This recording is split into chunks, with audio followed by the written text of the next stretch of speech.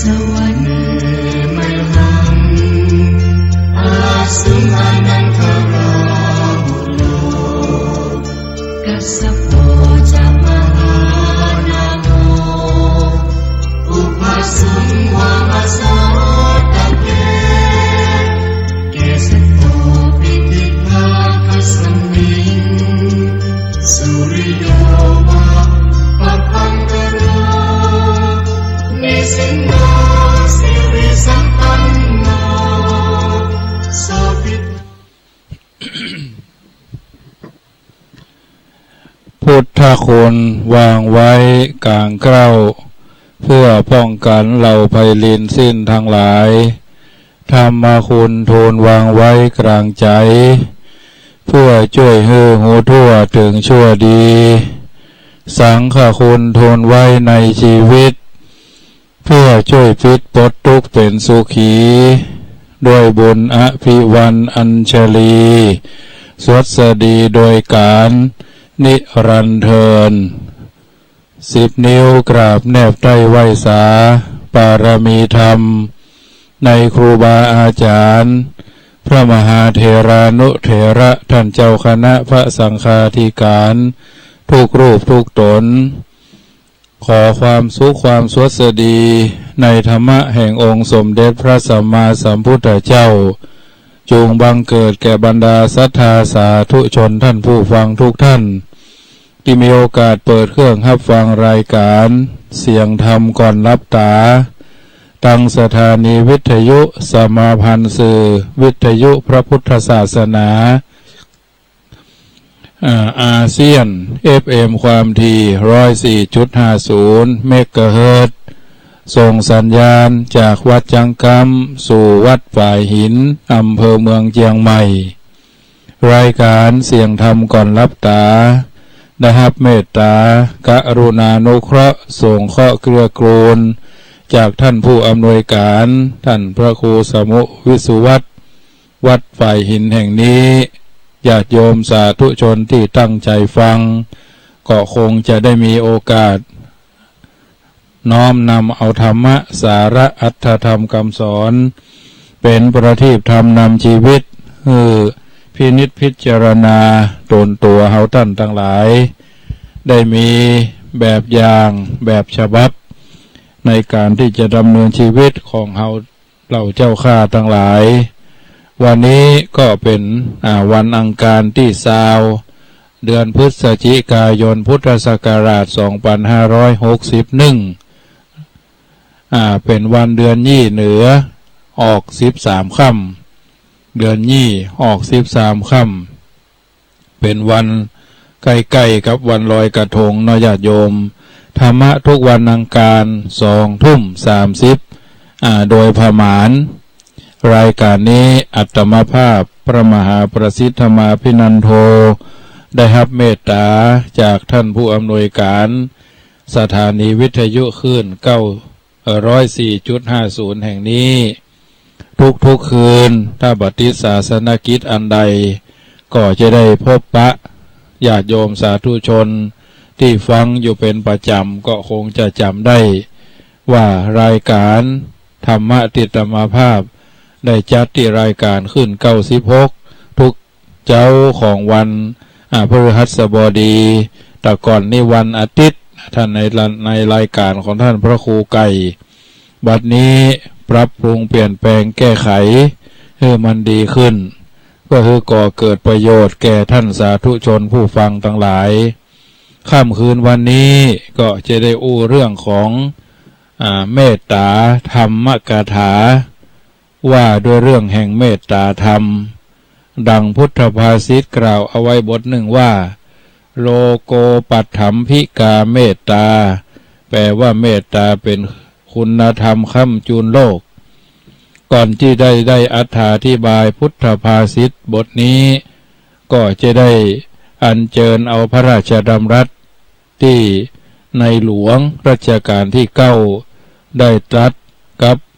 พระบรมวงศานุวงศ์นายกรัฐมนตรีท่านผู้มีหน้าที่บริหารราชการราชกิจในระดับประเทศ เมื่อวันที่5 ธันวาคม 2542 ณ สีหบัญชรด้านมุกทิศเหนือแห่งพระที่นั่งอนันตสมาคมว่าความพร้อมเพียงเป็นหนึ่งในหนึ่งเดียวใจเดียวกันนี้ทุกคนทุกฝ่ายแสดงให้หันทำให้ข้าพเจ้าระลึกถึงคุณธรรมข้อหนึ่งที่อุปถัมภ์และผูกพันคนไทยให้ร่วมกันเป็นเอกภาพสามารถดำรงชาติบ้านเมืองให้มั่นคงเป็นอิสระยั่งยืนมาช้านานคุณธรรมข้อนี้ก็คือไมตรีความมีเมตตาความดีให้กันและกันคนที่มีไมตรีต่อกันจะกึศจะทำอะไรอย่างก็กึศในทางที่สร้างสรรค์ที่เป็นประโยชน์เกื้อกูลกันจะอู้อะไรอย่างก็ใจเหตุผลเจรจาด้วยความเข้าอกเข้าใจกันจะทำให้กันได้ช่วยเหลือร่วมมือกันด้วยความมุ่งดีมุ่งเจริญต่อกันข้าพเจ้าจึงขอให้ท่านทั้งหลายได้พิจารณาทบทวนบทบาทภาระหน้าที่ให้ทราบให้ตระหนักแก่ใจแถมครั้งหนึ่งว่าในภายในใจของคนไทยเฮายังมีคุณธรรมข้อนี้อยู่หนักแน่นพร้อมมูลเพียงใดจะได้มั่นใจว่าเฮาสามารถรักษาชาติประเทศและความเป็นไทยเฮาไว้ได้ยืนยาวตลอดไป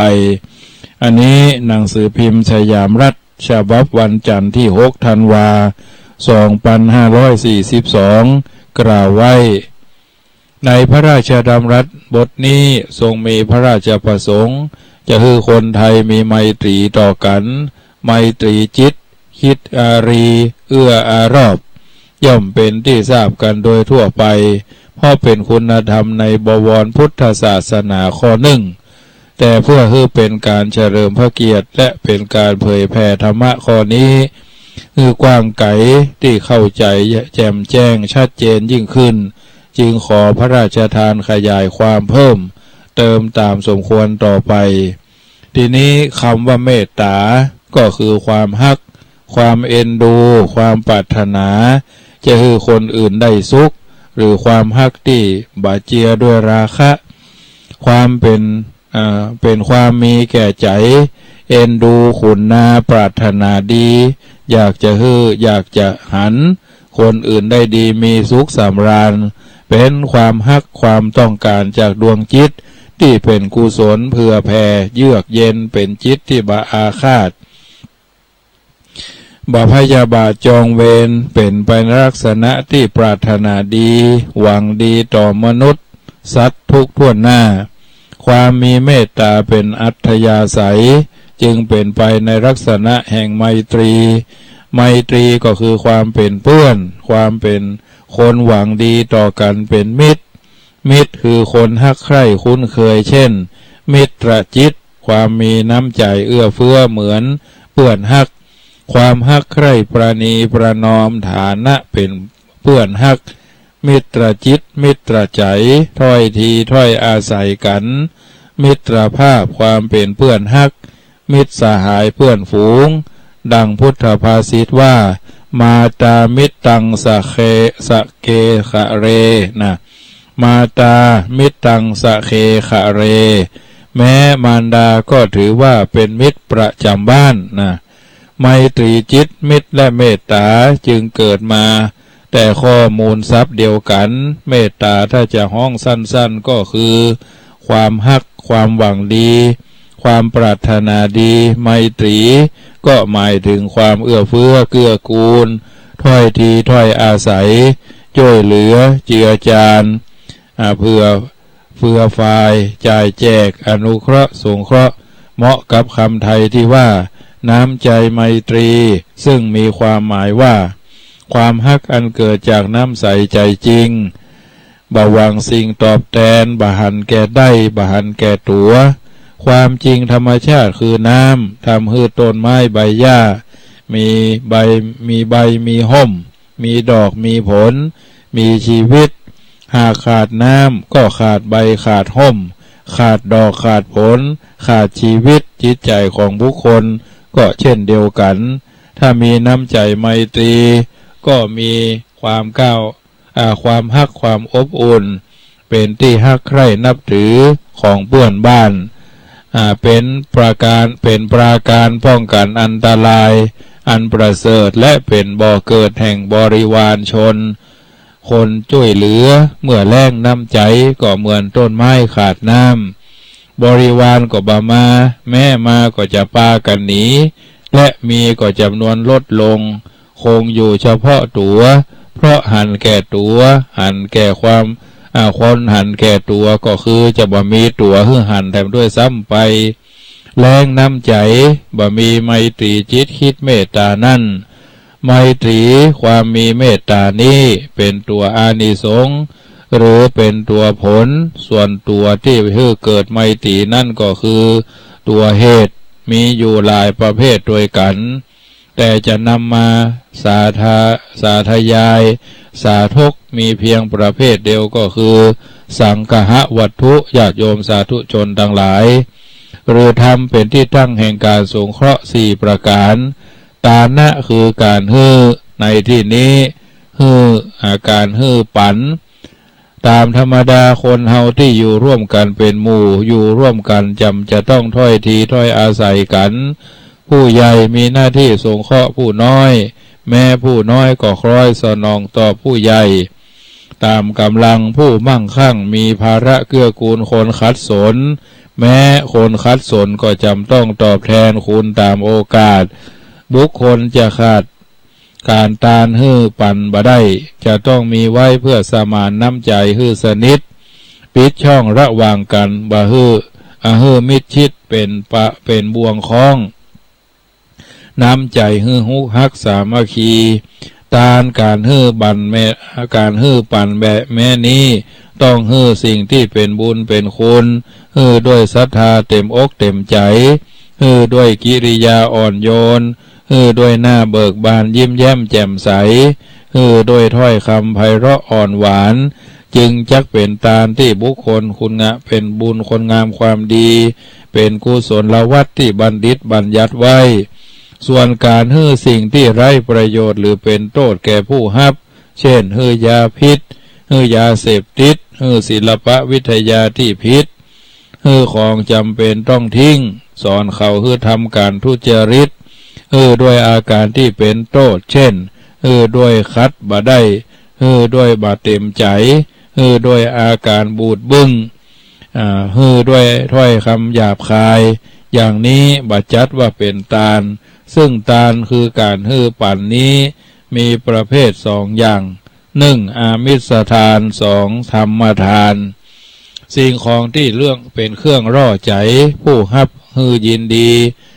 ผู้ฮับยินดีจัดเป็นอามิตรการสิ่งของเช่นนั้นด้วยเจตนาอันดีงามทำผู้รับเกิดความยินดีและสุขภาพกายสุขภาพใจโดยบ่หวังผลตอบแทนเรียกว่าอามิสทานคุณธรรมหรือคุณความดีจัดเป็นธรรมะความนี้มีใจเป็นใหญ่อัธยาศัยกว้างตั้งใจวิชาความรู้อันหาโทษบ่ได้ด้วยน้ำใจใสบริสุทธิ์เช่นสอนศิลปวิทยาสอนมีคุณธรรมเครื่องแต่งใจงามและปรับปรุงความประพฤติเป็นระเบียบเรียบร้อยด้วยการแนะนำพร่ำสอนละชั่วประพฤติดีโดยบ่หวังผลตอบแทนเรียกว่าธรรมทานหรือธรรมทานแถมอย่างตานการปั่นเนี่ยย่อมมีประเภทเป็น2อย่างก็คือปาติปุคริกทานและสังฆทานการโดยเจาะจงบุคคลหรือสถานที่ซึ่งเป็นประโยชน์แคบจำกัดเฉพาะตัวคนหรือสถานที่เช่นพ่อแม่อาหารเครื่องเล่นเครื่องประดับแก่ลูกบ่าวลูกสาวลูกชายลูกหญิงทรัพย์เป็นทุนรอนถิ่นบ้านช่องบ้านเรือนนิมนต์พระสงฆ์เฉพาะเจาะจงตัวดังนี้จัดเป็นต้นจัดเป็นปาติปุคริกทานเจาะจงการโดยบะเจาะจงเป็นยะใดเช่นผู้มีทรัพย์มีใจดีอารีเพื่อแผ่แก่มหาชนสร้างถนนทำสะพานสร้างโรงเรียน สร้างโรงพยาบาลขุดน้ำบ่อก่อศาลาเป็นสาธารณประโยชน์อันเป็นประโยชน์กว้างเรียกว่าสังฆทานหรือสาธารณทานอันบรรดาทานถึงสองอย่างนี้ญาติโยมสาธุชนทั้งหลายสังฆทานหรือสาธารณทานนับเป็นประโยชน์กว้างไกลใหญ่ไพศาลอำนวยประโยชน์ความสุขความเจริญโดยทั่วกันเป็นที่ยกย่องในพระศาสนาเช่นถวายพระสงฆ์เป็นส่วนรวมเพื่อส่งเสริมการศึกษาและการปฏิบัติทุกคนมีศีลมีธรรมตั้งตัวตั้งตนบำรุงโรงพยาบาลสถานที่พักคนเจ็บไข้คนชราช่วยเพื่อนมนุษย์ที่มีสุขภาพอนามัยตั้งหรือเกื้อกูลให้โรงเรียนสถานที่ให้ความรู้แก่เด็กชายเด็กหญิงกำจัดใบใจบอดมืดมัวโง่เขลาเปิดหูเปิดตาให้มีความรู้ความเฉลียวฉลาดช่วยให้โลกบรรลุสันติสุขยั่งยืนด้วยน้ำใจเมตตาการุณคิดเฉลียเพื่อแผ่แบ่งปันจัดเป็นบุญกุศลจันตานที่สูงส่งผู้ให้การให้ปันน้ำใจเนี่ยมีสุภาษิตสรรเสริญอย่างหลายแห่งว่าทัทะมาโนปิโยโหติผู้ให้ย่อมเป็นที่รักอันนี้เป็นต้นถ้าทางมิตรทางอนิคันถัตติผู้ให้ย่อมไม่ผูกเวรในไมตรีไว้เนกาสีละพะเตสุขังเพราะคนกินคนเดียวย่อมไม่ได้รับความสุขเพราะฉะนั้นญาติโยมในที่ใดมีความฮักความเคารพความนับถือไมตรีต่อกันในที่นั้นย่อมมีความสามัคคีพร้อมเพียงปองดองกันร่วมใจร่วมแรงร่วมความคิดและร่วมทรัพย์ร่วมกำลังประกอบการบุญคุณประโยชน์น้อยใหญ่สำเร็จได้และแม้ที่ไหนมีความสามัคคีที่หั่นก็มีความสงบสุขมีน้ำใจที่โอบอ้อมอารีมีความเผื่อแผ่ปั่นช่วยเหลือ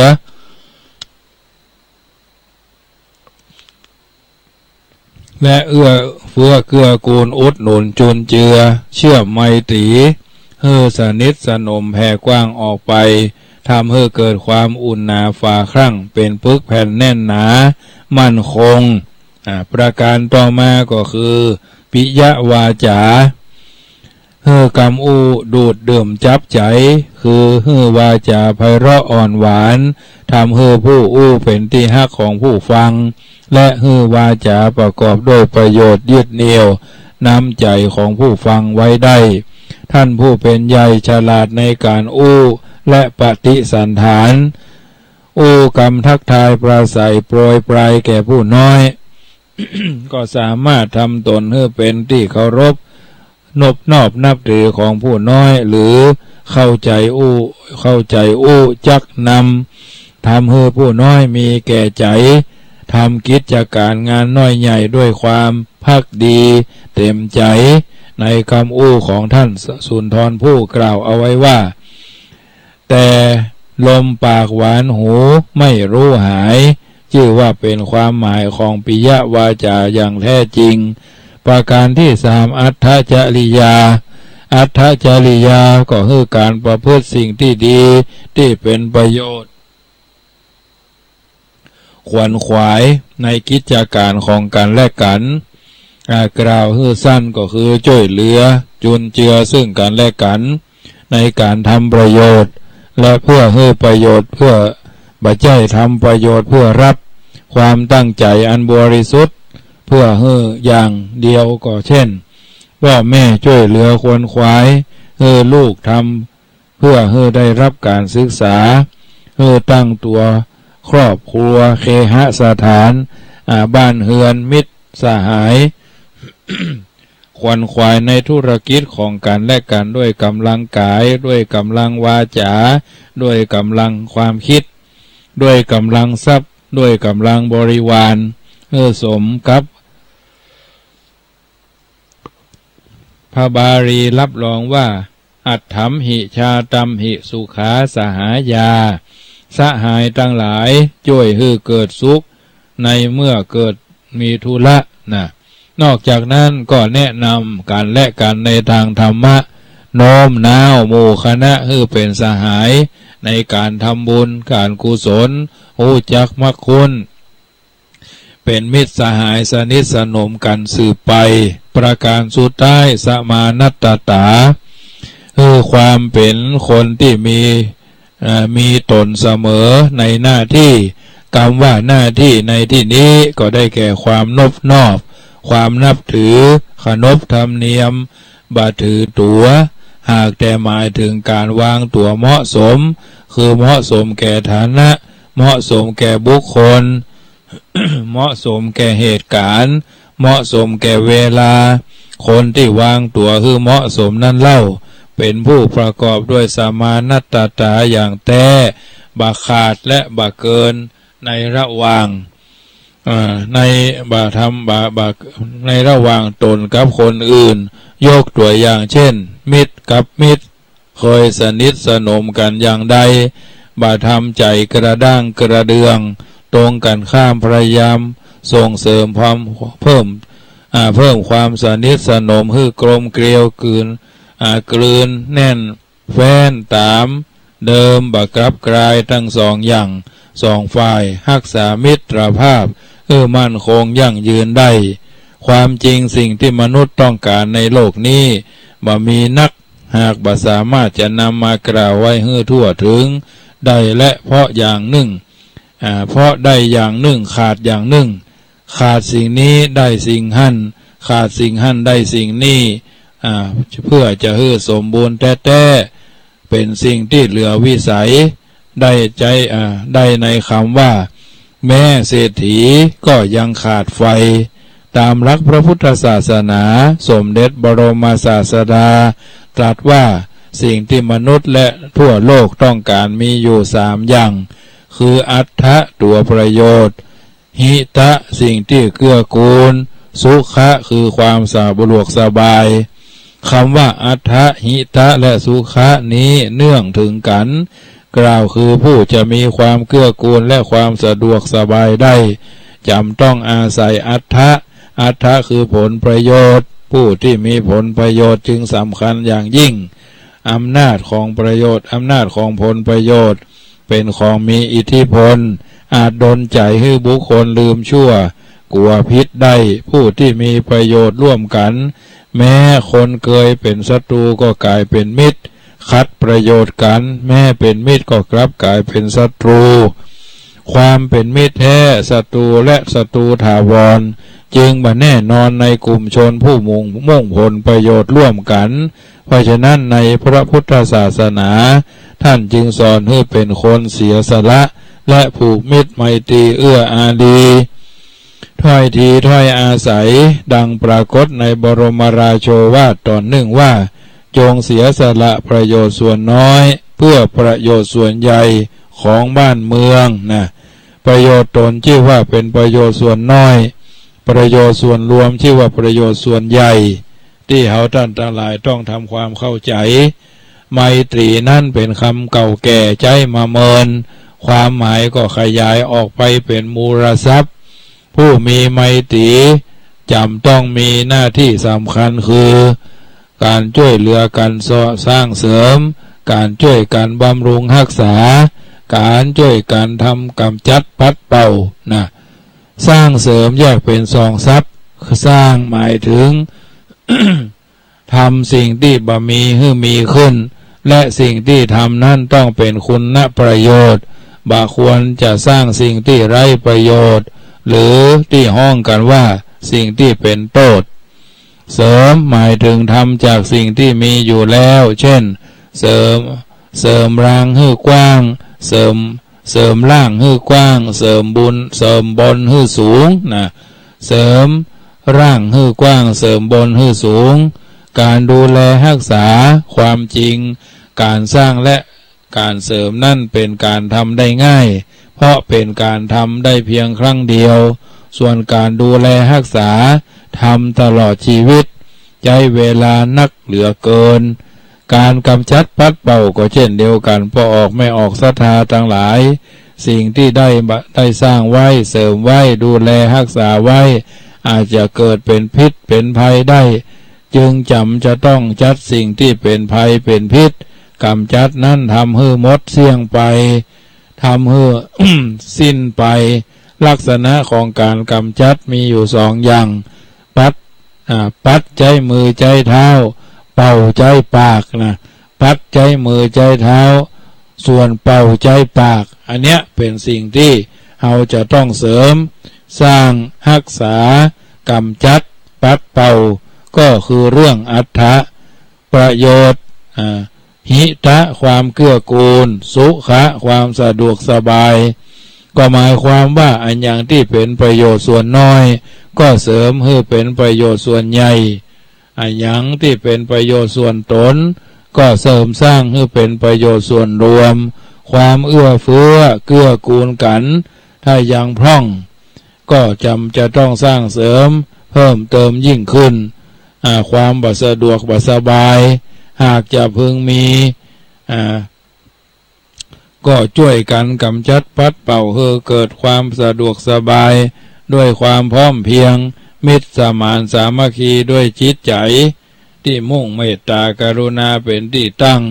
หวังสร้างสรรค์จัดประสรรประโยชน์เกื้อกูลพอกพูนความมีน้ำใจไมตรีมุ่งความดีความเจริญแก่กันและกันช่วยกันจันลงรักษาประเทศชาติได้ความเป็นไทยของเฮาไว้ให้ยืนยงคงตลอดไปอันเนี้ยท่านสาธุชนผู้ฟังทั้งหลายโลกมนุษย์ที่อยู่รวมกันเป็นสังคมถึงวันนี้จะอยู่เย็นเป็นสุขเปิ้นความอยู่ร้อนนอนทุกข์ทั่วหน้ากันเพราะเมตตา คือความปรารถนาดีต่อกันและกรุณาคือความสงสารต่อกันและกันเป็นต้นวันใจทนบ่ได้เพื่อคือคนอื่นเมื่อหันคนอื่นประสบทุกข์ยากเดือดร้อนผู้ที่เมตตากรุณา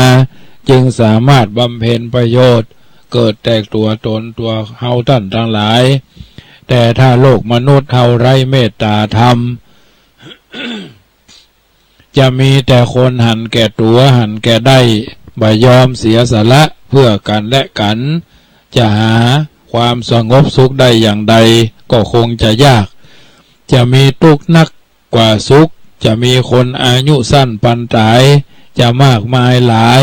เท่าคนหลายกว่าคนอายุยืนเพราะเหตุนี้สมเด็จพระสัมมาสัมพุทธเจ้าจึงทรงสอนให้เจริญเมตตาคือตั้งความปรารถนาความสุขความเจริญแก่กันและกันบัดใจจืดใจดำทำใจเอื้อเฟื้อเผื่อแผ่มาในแง่ ปลูกไมตรีอย่ารู้ร้างสร้างกุศลอย่ารู้รวยมิตรจิตมิตรใจถ้อยทีถ้อยอาศัยกันเท่าทำนองที่ว่าอกเขาอกเฮาเสือพีเพราะป่าปกป่ารกเพราะเสือมีดินดีเพราะหญ้าบังหญ้ายังเพราะดินดีน้ำพึ่งเรือเสือพึ่งป่าอัจฉาใสเขาก็จิตคิดดูเราก็ใจปลูกอื่นใหญ่ปลูกไมตรีดีกว่าพานเพราะฉะนั้นคนผู้มีเมตตาแม้ว่าจะมีนักสักเท่าใดก็บ่ทำให้โรคแต่ถ้าคนไร้เมตตามีนักก็ยากที่จะทำให้โลกเจริญร่มเย็นเป็นสุขได้สมนัยยะที่ธรรมาภาพได้กล่าวเอาไว้ว่ารกคนดีกว่ารกหญ้าแต่ถ้ารกคนที่ไร้เมตตารกหญ้าดีกว่ารกคนอันนรชนหญิงชายผู้เจริญเมตตาทั้งในระดับต่ำระดับกลางระดับสูงคือระดับฌานย่อมประสบอานิสังสผลดังที่ได้กล่าวในเมตตาสังสสูตรว่าหลับก็เป็นสุขตื่นก็เป็นสุขบ่ฝันให้เป็นที่ฮักที่หุมที่ไหวที่สาที่สักการะบูชาของคนและเทวดา เป็นที่ฮักของมนุษย์ทั้งหลายเ เทพยดาย่อมรักษาไฟยาพิษศาสตราไม่กร่ำกรายจิตเป็นสมาธิผิวหน้าก็ผ่องใสไม่หลงทำการกิริยาเมื่อยังไม่บรรลุธรรมที่ยิ่งขึ้นไปก็จะเข้าถึงพรหมโลกดังที่กล่าวไว้ว่าโลโกปัฏฐัมภิกาเมตตาเป็นคุณธรรมค้ำจุนโลกมีอธิบายดังที่ได้กล่าวมานี้ญาติโยมสาธุชนท่านผู้ฟังทั้งหลายอันนี้ก็เป็นส่วนหนึ่งที่ได้ชี้ช่องบ่องทางชี้แจงอธิบายคือเฮาท่านทั้งหลายได้หู้จักกาลเวลาโอกาสประมาณตนในการที่จะดำรงตนให้ถูกต้องท่องแท้สมที่เฮาท่านทั้งหลายได้มีโอกาสมาเกิดมาเป็นชาวพุทธมาพบพระพุทธศาสนาได้ทำตัวตนให้ได้ในการที่จะทำตัวตนให้ดีไม่ต้องเด่นและไม่ต้องดังสมที่เฮาท่านทั้งหลายเป็นผู้ที่จะต้องฝึกเป็นผู้ที่จะต้องหัดเพราะฉะนั้นทีนี้เมื่ออู้เรื่องเมตตาแล้วเฮาก็เรื่องการรักษาตัวตนรักษาตัวตนอย่างใดมีคำกล่าวว่าอัตตานันเจปิยังชัญญารักไขยะนังสุรักขิตังนะมีพุทธภาษิตกล่าวเอาไว้นี้แปลเป็นภาษาไทยได้ว่าหากบุคคลรู้ว่าตัวเป็นที่ฮักก็ควรรักษาตนให้ดีดังนี้ คำว่าตนหรือตัวในที่นี้ตามนัยยะแห่งมังครัตถีปณีหมายถึงจิตใจรักษาตนจึงหมายถึงการระวังควบคุมจิตใจทำเนินไปให้ถูกต้องถูกทางถูกวิธีในทางที่มีความหมายแห่งชีวิตทางแห่งชีวิตนั้นกล่าวสั้นๆมีสองทางคือทางถูกกับทางผิดเมื่อมีทางสองสายสองเส้นอย่างนี้ผู้เดินทางชีวิตจำจะต้องเลือกอันในการเลือกนั่นพระพุทธเจ้าจึงทรงแนะนำให้เลือกทางถูกบ่ควรเลือกทางผิดถูกกับผิดนี้จะเอาอันยังเป็นเครื่องชี้ชัดตัดสินเพราะทางบางสายจะถูกสำหรับคนหนึ่งแต่ผิดสำหรับคนหนึ่งตัวอย่างเช่นคนดื่มเหล้าเข้ากับคนได้ดีทำให้สังคมยอมรับนับถือก็ชี้ว่าเดินทางถูกส่วนแถมคนหนึ่งหันว่าการดื่มเหล้าเป็นอาการอบายมุขเป็นทางผิดทางเสียเช่นเสียทรัพย์เสียเวลาเสียผู้เสียคนเสียเข้าเสียของก็ชี้ว่าเดินทางถูกเช่นเดียวกันอันเนี้ยญาติโยมท่านผู้ฟังทั้งหลายความถูกหรือความผิดจึงขึ้นอยู่กับเจตนาคือความหวังตั้งใจเป็นเครื่องชี้ชัดตัดสินและเจตนานั้นต้องเป็นเจตนาที่บริสุทธิ์ดั้งเดิมหาใช่เจตนาที่เกิดจากความหลงไหลมัวเมาเข้ามาตัดสินไม่เพราะตามปกติในการเดินทางชีวิตนั่นคนทุกคนมีความหวังตั้งใจอยากดีบ่อยากเสียความต้องการดีนั่นเองคือเจตนาบริสุทธิ์ดั้งเดิมบางคนหวังดีเมื่อทางชีวิตทางใดทางหนึ่งดำเนินไปแล้วบรรลุถึงความดีกับเจตนาคือความตั้งใจทางนั้นนับว่าเป็นทางที่ถูกเพราะถูกกับเจตนาของผู้ดำเนินที่อยากคือดีสมปรารถนาตรงกันข้ามทางใดเป็นทางเสียกล่าวคือผู้ใดดำเนินไปแล้วได้รับความเสียหายเป็นการเสียทรัพย์เสียเกียรติเสียประโยชน์หรือเสียศีลเสียธรรมก็ตามทางนั้นนับว่าเป็นทางผิดเพราะผิดเจตนาดั้งเดิมของผู้ดำเนิน ทางเดินแห่งชีวิตจึงมีทางถูกคือทางดีทางผิดคือทางเสียเท่านั้นบัณฑิตชนคนฉลาดผู้หู้ว่าตนเป็นที่ฮักเมื่อหู้จักทางดีคือทางเจริญทางเสียคือทางเสื่อมแล้วมาดำเนินชีวิตที่ถูกทางอย่างนี้ได้ชื่อว่ารักษาตนด้วยดีเพราะได้นำพาวิถีชีวิต ดำเนินไปถูกทางส่วนการรักษาตนให้ถูกวิธีนั้นหมายถึงการปฏิบัติตามคำแนะนำพร่ำสอนเพื่อให้บรรลุถึงประโยชน์ตามที่ตั้งใจไว้ในพระพุทธศาสนาสมเด็จพระบรมศาสดาได้ทรงแนะนำให้บุคคลปรับปรุงตนเองด้วยวิธีการ5 อย่าง 1. การปกครองตนเอง 2. การเพิ่งตนเอง 3. เชื่อมั่นตัวเอง 4. สำรวจตัวเอง 5. การเอาชนะตัวเองถือเป็นหลักประการสำคัญในอันที่จะทำตนให้เป็นคนที่ดีมีความสุขพ้นจากความอยู่ร้อนนอนทุกข์ในวิธีการ5 ประการประการที่1การปกครองตนได้แก่การประคองตนตามพระพุทธนิพนธ์ภาษิตว่าตินนะมัญญัตตรังยามังปฏิชักขยะบัณฑิโตตินนะมัญญัตตรังยามังปฏิชักขยะบัณฑิโตแปลความว่าบุคคลผู้ฉลาดพึงประคองตนตลอดจนยามถึง3 ยามใดยามหนึ่งดังนี้ซึ่งคำว่ายามในที่นี้หมายถึงวัยในพระพุทธศาสนาแบ่งไว้3 วัยปฐมวัยมัชชิมวัยปัจฉิมวัยปฐมวัยมัชชิมวัยปัจฉิมวัยความจริงความฮักตนหรือชีวิตของตนย่อมอยู่เหนือความฮักอื่นใดความฮักอื่นใดหมดอัตตาหิปรมังปิโยตนแลเป็นที่รักอย่างยิ่งนัตถิอัตตสมังเปมังความรักอื่นเสมอด้วยความรักตนไม่มีความฮักตนหรือชีวิตของตนเป็นที่1ฮักคนอื่นและสิ่งอื่นเป็นที่2หากทุกคนอยากให้เป็นไปให้ตนเป็นคนดีมีความสุขความก่อนกว่าไข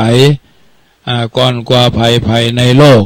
บ่ต้องการให้ตนเป็นคนเลวตกต่ำลำบากเดือดร้อนผู้ฮักตนจึงควรประกอบตนให้ตกไปในอบายมุขบ่ให้ตกไปในอบายมุขหรืออุปกิเลสเครื่องเศร้าหมองประคองถนอมตนตามมันเหมือนมารดาถนอมบุตรตนก็สามารถถนอมถนอมรักษาตนให้ได้ตลอดทั้ง3 วัยทั้ง3 วัยได้ชื่อว่ารักษาตนให้ด้วยดีตลอดไปการลงพัวเปาประมาทในวัยต้นประกอบครับด้วยให้ถูกวิธีในวัยกลางหรือวัยสุดท้ายเช่นในปฐมวัยตั้งใจยังเป็นทารกเด็กน้อยตกอยู่ในเวลาข้านองจะต้องประคับประคองตนในวัยอื่นต่อไปการทำได้แม้ในวัยใดวัยหนึ่งย่อมเป็นการดีชื่อว่ามีความฮักตนและได้ทำประโยชน์ตนบุคคลผู้เดินทางผิดมาแต่ก่อนแล้วกลับตัวได้กลับใจถูกภายในภายหลังดังโบราณกล่าวว่าต้นคดปลายตรงยังคงพอใช้ได้แต่ถ้าต้นตรงปลายคดใช้ได้ยากหากคดทั้งต้นทั้งคดทั้งต้นหากคดทั้งต้นคดทั้งปลายก็ไม่ได้ใจร่วมกันเลยเป็นคนตายทั้งเป็น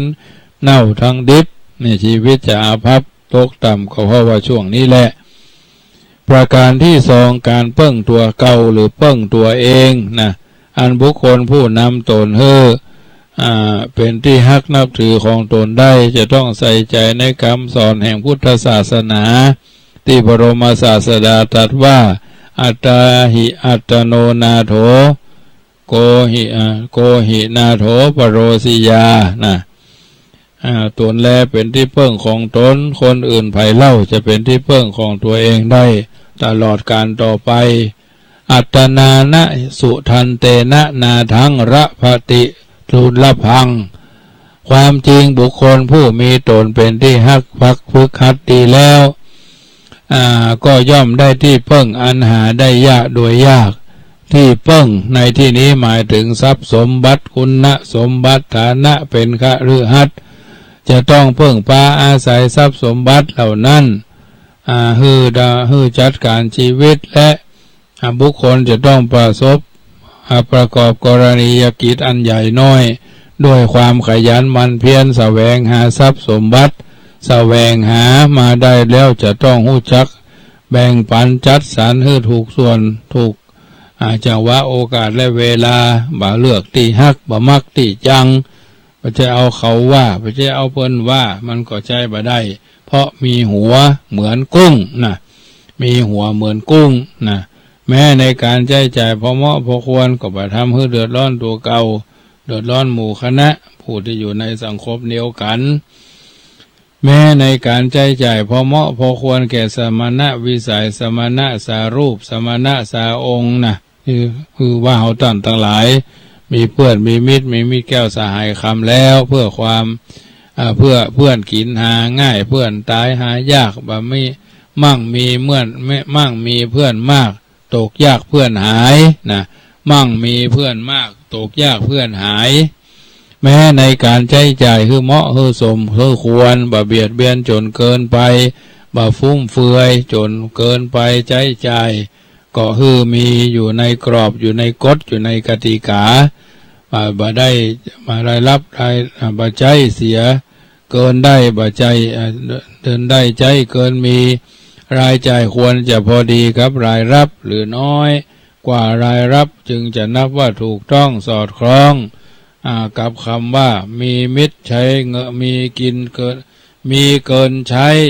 ได้เกินเสียส่วนที่เพิ่งอันบุคคลสมบัตินั่นหมายถึงคุณงามความดีที่ท่านที่จากประพฤติปฏิบัติคัดเกลาตนตัวเฮาท่านทั้งหลายมาเป็นลำดับนั้นโดยกิริยามีความอ่อนน้อมวาจาอ่อนน้อมจิตใจก็ถือว่าอ่อนโยนนะกิริยาอ่อนน้อมก็คือกิริยาอ่อนน้อมบ่ลดตัวจนเกินไปและบ่ถือตัวจนเกินงามวาจาอ่อนน้อมโอ้ไพเราะโอ้ดื่มเปล่งวาดูดดื่มเปล่งวาจามาจากใจที่ใสสะอาดบ่เป็นโทษเป็นกำอู้ที่หวานหูชูกำลังใจให้ผู้ฟังชื่นบานเป็นแสนและเป็นเสน่ห์มหานิยมเป็นที่ชื่นชมรักใคร่นับถือของผู้ฟังจิตใจที่มีความอ่อนโยนก็คือใจที่นอนนอบระมุนระม่อมถ่อมตัวลงอย่างมีสงบสุขภาพเรียบร้อยมีเมตตากรุณาปราณีอบอ้อมอารีเอื้อเฟื้อเผื่อแผ่จุนเจือช่วยเหลือการกายวาจาใจที่อ่อนก็ถือว่าเป็นพรอันประเสริฐเพราะเป็นเหตุให้เกิดคนมีอายุมีการยกย่องเชิดชูและนำไปสู่ความเป็นบุคคลที่น่าฮักน่าเคารพน่านอบน้อมอยากจะเข้าใกล้อยากจะหู้อยากจะหันอันนี้เป็นส่วนหนึ่งที่ท่านสาธุชนต้องทำความเข้าใจข้อที่3ก็คือความเชื่อมั่นในตัวเก่าเนาะประการที่2เพิ่งตัวเก่าประการที่3เพิ่งเชื่อมั่นในความเชื่อมั่นในตัวเก่าตนเองนั่นแหละความเชื่อมั่นของบุคคลเป็นเหตุส่งผลให้เกิดความให้เกิดการกระทำเพราะการกระทำการและการกึศที่จะก่อให้เกิดผลิตผลหรือผลผลิตที่มั่นคงใดนั้นต้องอาศัยศรัทธาความเชื่อมั่นเป็นตัวของตัวเก่านะและมีความตั้งใจทำให้เป็นตั้งใจทำเป็นตัวจักนะความเชื่อมั่นนั่นกล่าวสั้นก็คือความเป็นตัวของตัวเองความเป็นตัวของตัวเองนั้นหาไ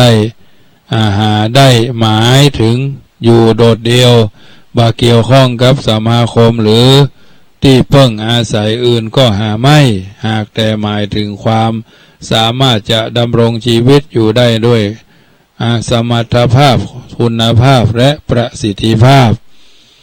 ของตัวเก่าและบ่เป็นเครื่องมือบันไดร่างร้านให้คนยืมและเหยียบย่ำอยู่ตลอดเวลาบุคคลผู้ที่จะทำตัวให้เป็นที่เชื่อมั่นได้จะต้องอาศัยความเตรียมพร้อมณเบื้องต้นเช่นเป็นคนมีศรัทธาเป็นญาณสัมปยุตเชื่อผลของกรรมเชื่อภูมิธรรมที่พระปัญญาของพระพุทธเจ้ามีวิชาความรู้ความควบคู่กับพระกับจรณะประพฤติมีความขยันหมั่นเพียรมีความหันเป็นสันทาสัมมาทิฏฐิมันคงนักแน่นในหลักธรรมคำสอนผู้ที่มีความนักแน่นมั่นคงอย่างนี้ชื่อว่าเป็นคนมีความเป็นอิสระมีสมรรถนะที่มีกำลังมีกำลังใจอันใดที่จะทำจะสรรสร้างครอบครัวสร้างคุณประโยชน์เกิดแก่สังคมที่เกิดขึ้นในปัจจุบันกันนี้ตรงกันข้ามก็คือเมื่อเฮาท่านทั้งหลายมีความเชื่อมั่นในตัวเก่าแล้วจะต้องอาศัยสิ่งที่เป็นมงคลเป็นประโยชน์ในการที่จะดำเนินชีวิตมีการเพิ่มสมรรถภาพมีอิสระมีการเพิ่มอิสระมีสมรรถนะมีกำลังใจมีกำลังในการที่จะฟันฝ่าอุปสรรคขวากหนามด้วยประการทั้งหลายที่จะเกิดขึ้นมีความนักแน่นมั่นคงอย่างนี้ตรงกันข้ามกับบุคคลผู้มีความเชื่อมั่นตนเองจะทำจะอู้จะกึศมักเป็นคนจับจดทำการทำงานด้วยความรังเรสงสัยแม้จะมีวิชาความรู้ก็หากแต่เป็นคนที่บ่มีความกล้าบ่มีความกล้าที่จะทำให้สิ่งเหล่านี้ไปตามที่มีจริตอัธยาศัยจะให้ก่อเกิดประโยชน์แก่ตัวแก่ตนโดยทั่วไปประการที่สี่สำรวมตัวเก่าสำรวมตัวเก่านี่ก็เป็นส่วนหนึ่งที่เราท่านทั้งหลายต้องทำความเข้าใจว่าการสำรวจตรวจสอบตัวเองเป็นหลักสำคัญประการหนึ่งที่องค์สมเด็จพระสัมมาสัมพุทธเจ้าตรัสสอนไว้ว่าให้สำรวมตนเองคือก่อเกิดเป็นกิจจลักษณะมีพุทธภาษิตตรัสสอนไว้บทหนึ่งว่าปฏิมังเสมัตตนาสำรวจตัวเองคำว่าสำรวจก็คือตรวจสอบหรือตรวจค้นการตรวจสอบหรือตรวจค้นตนเองก็คือสำรวจตัวเองด้วยกายวาจาได้แก่เรียนรู้ตัวเองเรียนรู้ตัวเองเป็นสิ่งที่จะต้องเข้าใจว่าการเรียนรู้ตัวเองเป็นลักษณะแห่งการสำรวจตัวเองเพราะมีผู้ใดจะรู้จักตัวเองไปยิ่งกว่าตัวเองเหมือนอย่างที่นักปราชญ์กล่าวเอาไว้ว่าผู้ที่มีความลึกของผู้ที่รู้ความลึกของทะเลก็คือทะเลผู้ที่รู้ความกว้างของฟ้าก็คือฟ้าผู้ที่รู้ความดีของความชั่วของตัวก็คือตัวเองหนวดแมวเป็นมัคคุเทศก์ของแมวฉันใดการสำรวจตนเองย่อมเป็นมัคคุเทศก์ทางดำเนินชีวิตที่เจริญของบุคคลฉันนั้นด้วยเหตุนี้บุคคลผู้ที่จะทำตนให้เป็นที่ฮักจำต้องคอยสอดส่องสำรวจตรวจตราคนตนอยู่ตลอดเวลาการใดควรทำการใดควรทำถ้อยคำใดควรอู้อารมณ์ใดควรคิดจะได้หู้ผิดหู้ชอบประกอบตนให้เหมาะสมพอดีบ่แคบเกินไปถ้าแคบนักมักขยับยากกว้างเกินไปมักจะกว้างนักมักบ่มีอย่างที่จะใส่สมบ่สูงเกินไปเพราะสูงนักมักจะลอยไปตามลมบ่ต่ำเกินไปเพราะต่ำนักมักจะจมลงบาดาลบุคคลบางคนนิยมดูคนอื่นนักกว่าตัวเก่าและชอบดูคนอื่นด้วยหน้าตาดูตัวเองด้วยตาหลังแม้ดูตัวเองก็ดูในลักษณะคนตาบอด บาหันความผิดความบกพร่องของตนเองมองก้าคนอื่นพอก้าคนอื่นทีเปิ้นเป็นดีไข้หัวทีตัวเป็นดีไข้ให้ไข้ห้องไข้หุยนะด้วยตาสว่างแจ่มใสใส่ใจถึงโทษความผิดของมนุษย์อื่นท่ายเดียวความผิดของคนอื่นแม้จะน้อยเท่าเม็ดผักกาดก็สามารถพอหันได้ง่ายฝ่ายความผิดของตัวถึงจะใหญ่เท่าหน่วยบาดปินหรือบาดตูมก็หันได้ยากหากถูกถามก็กลบเกลื่อนเงื่อนงำอำพรางบางคนหันเป็นเรื่องสนุกสนานหันอาหารปากอาหารใจบ่หู้สึกผิดชอบชั่วดีมักดื้อด้านต่อคำตำหนิติเตียนยินดีเพลิดเพลินในคำชมเพลินจนหลงจนเหลิงและเลิงจนลอยก็มีบุคคลผู้คอยสำรวจดูตัวเองดังนี้ย่อมสามารถที่จะยังหันข้อบกพร่องข้อบริสุทธิ์ข้อพิรุษนะหรือข้อพิรุษนั้นได้โดยง่ายเมื่อพบข้อพิรุษก็แก้ไขปรับเปลี่ยนให้บริสุทธิ์เมื่อพบข้อบกพร่องก็ต่อเติมสร้างเสริมให้บริบูรณ์ตามพุทธวิธีที่ว่าจงเตือนตนด้วยตนเองนะประการที่5ศรัทธาสาธุชนท่านผู้ฟังทั้งหลายการเอาชนะตัวเก่าความจริงความชนะมีอยู่คู่กับความก้านหรือความแพ้แต่ในโลกเนี้ยหามีผู้ใดต้องการจะเป็นผู้แพ้ไม่มุ่งหวังแต่จะเป็นผู้ชนะเรื่อยไปและก็เรื่อยไปเช่นในการทำศึกสงครามการพนันขันต่อการเล่นกีฬาเป็นต้นย่อมมีถึงผู้แพ้และผู้ชนะแล้วอาจจะกลับการได้หรือแพ้ได้แม้ผู้แพ้ก็อาจจะกลับชนะได้สมโดยนัยยะที่พระพุทธเจ้าตรัสว่านะตังชิตะนะตังชิตังสาธุชิตังยังชิตังอวชิยตินะความชนะใดที่ชนะแล้วกลับแพ้ได้ความชนะนั้นไม่ดีไม่แน่นอนเป็นที่ตั้งแห่งความเดือดร้อนนะตังชิตังสาธุชิตังยังชิตังอวชิยตินะชายังเวรังปัสสาวติเพราะผู้ชนะย่อมก่อเวรทุกขังเสติปาราชิโตผู้แพ้ย่อมอยู่เป็นสุขความเป็นความชนะที่บาเด็ดขาดบาการและอาจจะกลับการได้แถมแพ้ได้แถมและบาเป็นที่เป็นไปเพื่อระงับกับเกี่ยวพันด้วยเวรนะโขตังนะโขชิตังสาธุชิตังยังชิตังนาวชิยติ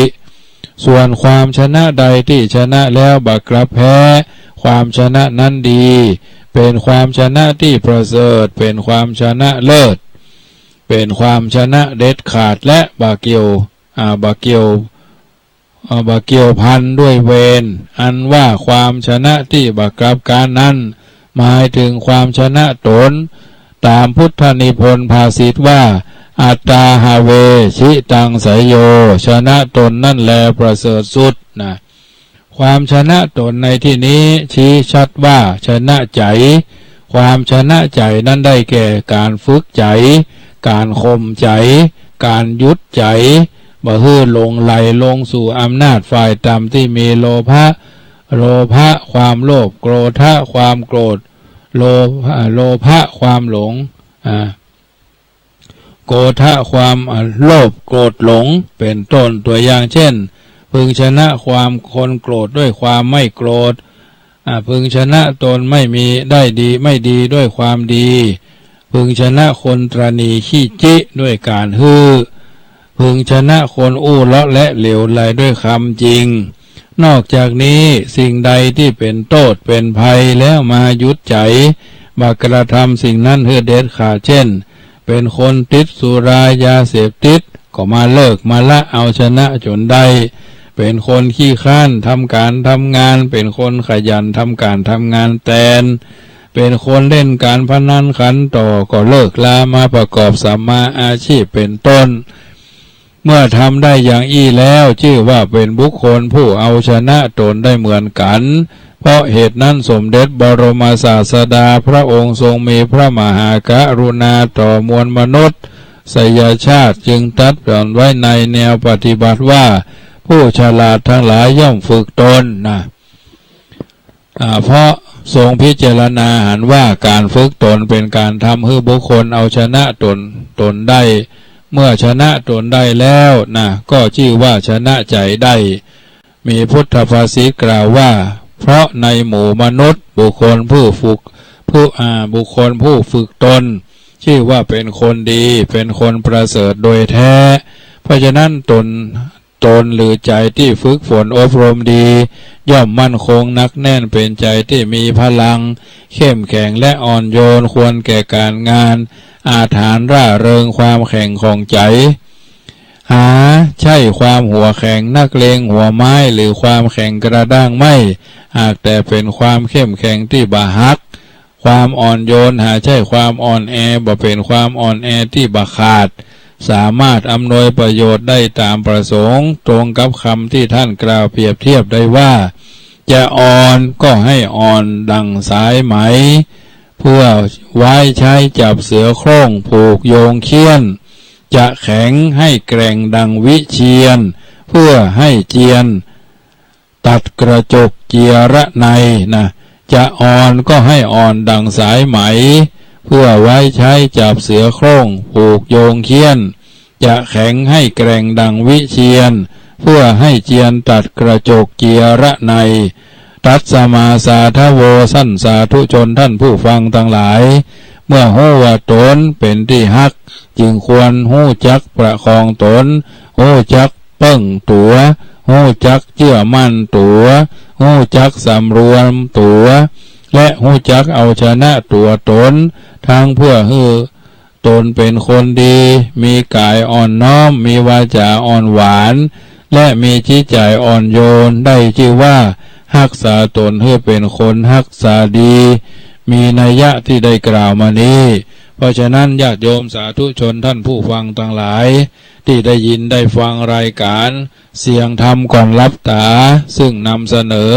เพื่อพิจารณาโดยอัตมภาพพระมหาประสิทธมาภินันโทสำนักวัดจังกำตำบลมะกอกอำเภอป่าซางจังหวัดลำพูนทุกคืนของวันอังคาร20:35โดย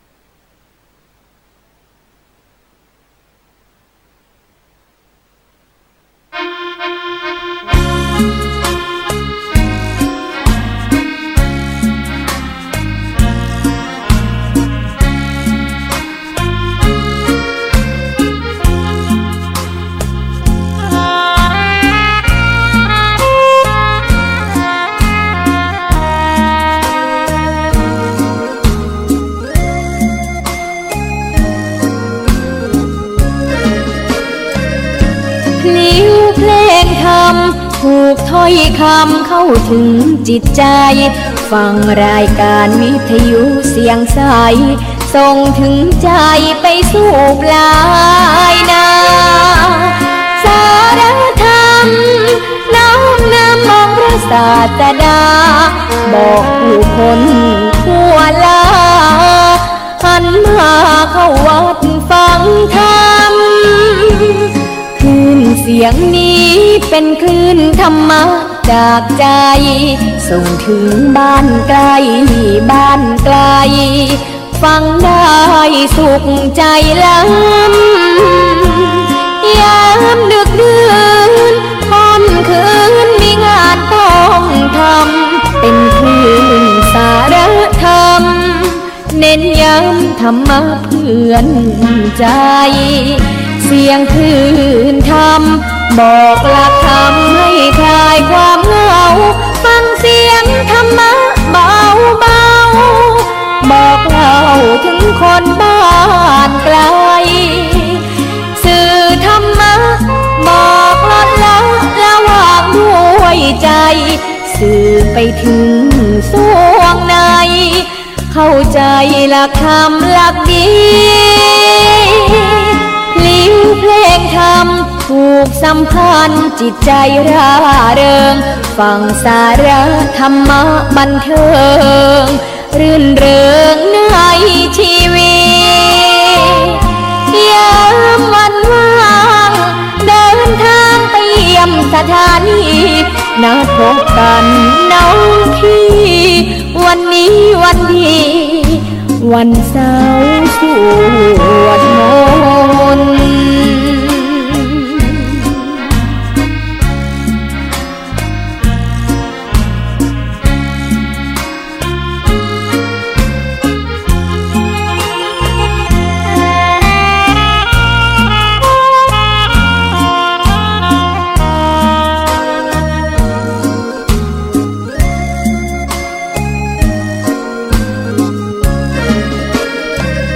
เสียงคลื่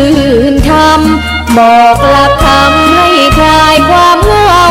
ฟังเสียงธรรมะเบาเบาบอกเล่าถึงคนบ้านไกลสื่อธรรมะบอกลดละระหว่างด้วยใจสื่อไปถึงสวงในเข้าใจหลักธรรมหลักดีเพลงธรรมผูกสัมพันธ์จิตใจร่าเริงฟังสาระธรรมะบันเทิงรื่นเริงในชีวิตยามวันว่างเดินทางไปเยี่ยมสถานีนัดพบกันน้องพี่วันนี้วันดีวันเสาร์สวดมนต์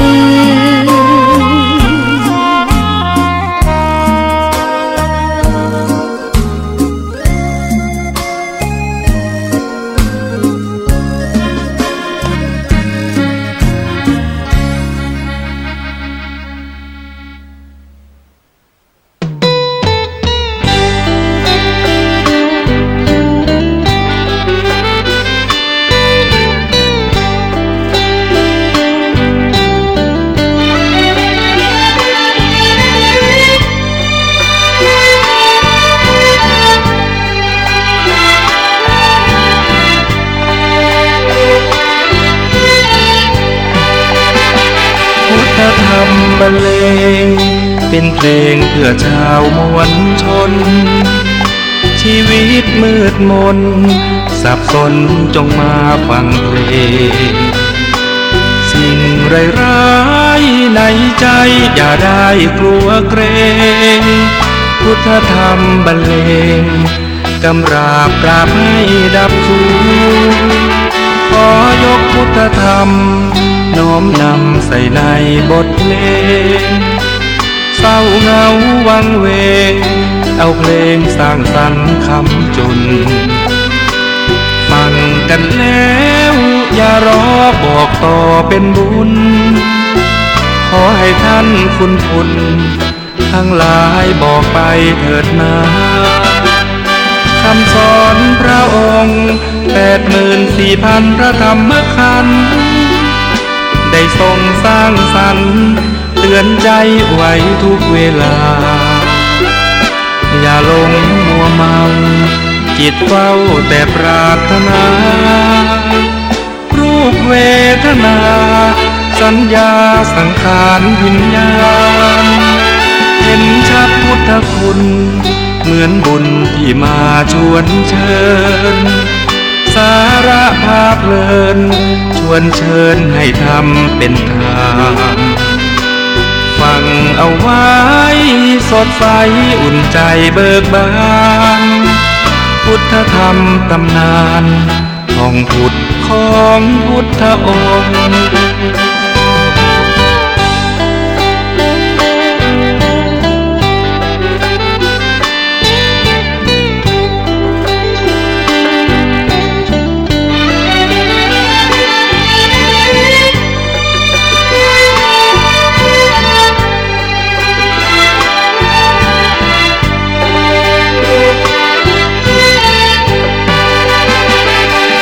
สอนพระองค์84,000 พระธรรมขันธ์ได้ทรงสร้างสรรค์เตือนใจไว้ทุกเวลาอย่าหลงมัวเมาจิตเฝ้าแต่ปรารถนารูปเวทนาสัญญาสังขารวิญญาณเห็นชัดพุทธคุณเหมือนบุญที่มาชวนเชิญสาระพาเพลินชวนเชิญให้ทำเป็นทางฟังเอาไว้สดใสอุ่นใจเบิกบานพุทธธรรมตำนานของพุทธนำพุทธชน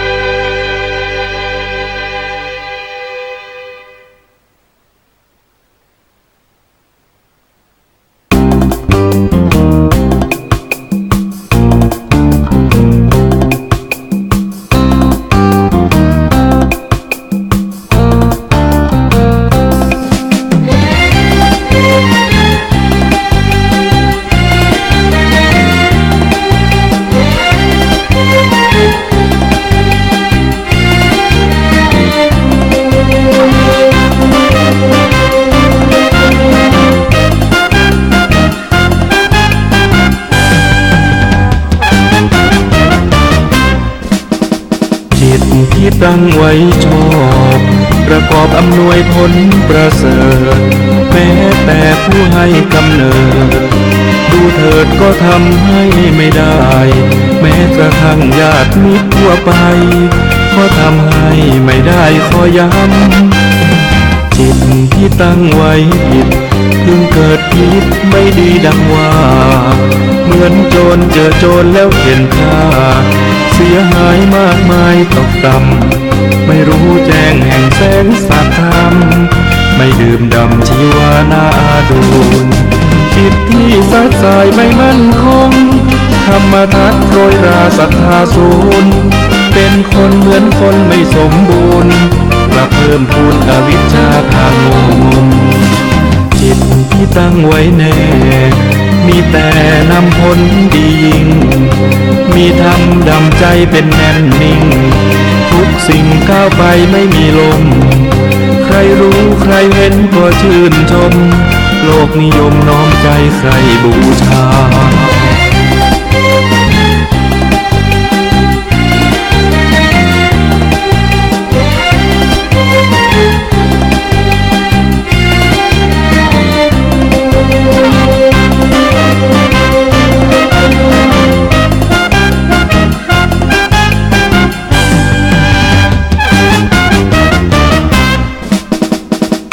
ที่ตั้งไว้ชอบประกอบอำนวยผลประเสริฐแม้แต่ผู้ให้กำเนิด ดูเถิดก็ทำให้ไม่ได้แม้กระทั่งญาติมิตรทั่วไปก็ทำให้ไม่ได้ขอย้ำจิตที่ตั้งไว้ผิดเพิ่งเกิดผิดไม่ดีดังว่าเหมือนโจรเจอโจรแล้วเห็นค่าเสียหายมากมายตกต่ำไม่รู้แจ้งแห่งแสงสัจธรรมไม่ดื่มดำชีวานาดูจิตที่สัดสายไม่มั่นคงธรรมทัศน์โรยราศรัทธาสูญเป็นคนเหมือนคนไม่สมบูรณ์กลับเพิ่มพูนอวิชชาพางมจิตที่ตั้งไว้แน่มีแต่นำผลดียิ่งมีธรรมดำใจเป็นแนบนิ่งทุกสิ่งก้าวไปไม่มีลมใครรู้ใครเห็นก็ชื่นชมโลกนิยมน้อมใจใครบูชา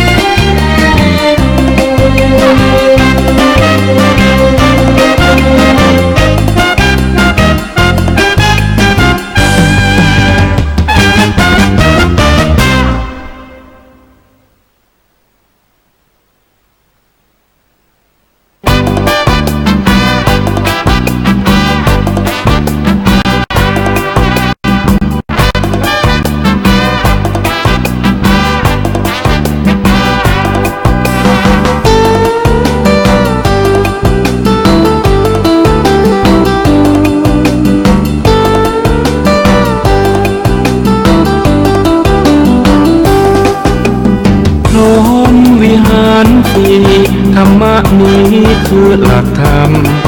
เมตตาข้อหนึ่งข้อนำข้อสองดีล้ำความกรุณามุทิตามีมาต่อดีจริงหนอฟังเถิดนาข้อสามแล้วสี่ตามมาคืออุเบกขาสูงค่าแห่งธรรมข้อหนึ่งคือความเมตตาปรารถนาให้ผู้อื่นสุขล้ำกรุณาประเสริฐเลิศล้ำหวังคนอื่นพ้นกรรมพ้นทุกข์โผยภัยถึงมุทิตาแปลเลยนะยินดีจากใจปรารถนาให้ผู้อื่นสบายเขาดีเขาได้เราก็ยินดีข้อสี่สุดท้ายแล้วนะคืออุเบกขามาฟังดูสิการวางเฉยสงบท่าทีพรหมวิหารสี่แม้ช่างดีจังเลย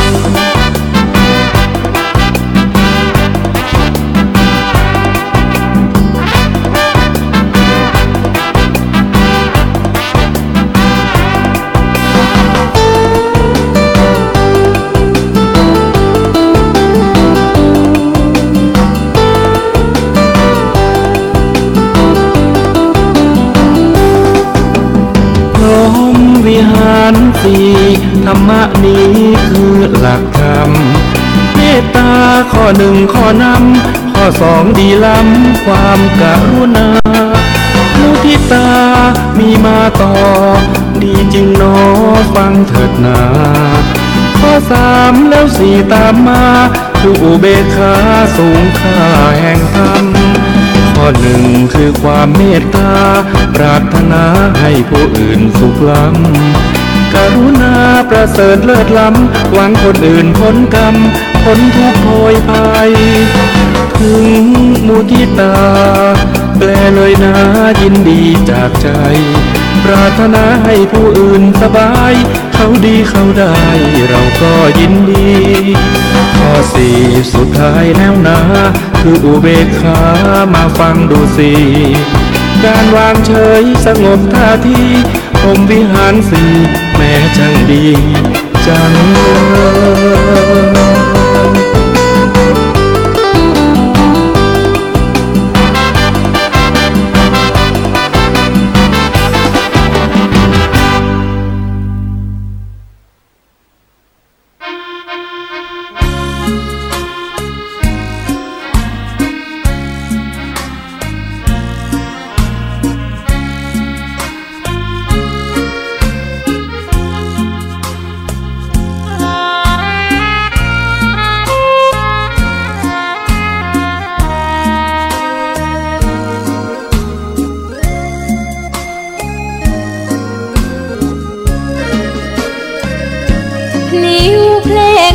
ำถูกถ้อยคำเข้าถึงจิตใจ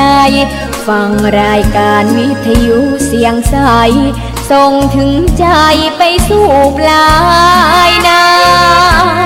สารธรรมน้อมนำมองพระศาสดาบอกผู้คนทั่วลาหันมาเข้าวัดฟังธรรมคลื่นเสียงนี้เป็นคลื่นธรรมะจากใจส่งถึงบ้านไกลบ้านไกลฟังได้สุขใจล้ำยามดึกดื่นค่ำคืนมีงานต้องทำเป็นคลื่นสารธรรมเน้นย้ำธรรมะเพื่อนใจเสียงคลื่นธรรมบอกหลักธรรมให้คลายความเหงาฟังเสียงธรรมะเบาเบาบอกเล่าถึงคนบ้านไกลสื่อธรรมะบอกลดละระหว่างด้วยใจสื่อไปถึงสวงในเข้าใจหลักธรรมหลักดีลิ้วเพลงธรรมถูกสัมพันธ์จิตใจร่าเริงฟังสาระธรรมะบันเทิงรื่นเริงในชีวิตยามวันว่างเดินทางไปเยี่ยมสถานีนัดพบกันน้องพี่วันนี้วันดีวันเสาร์สวดมนต์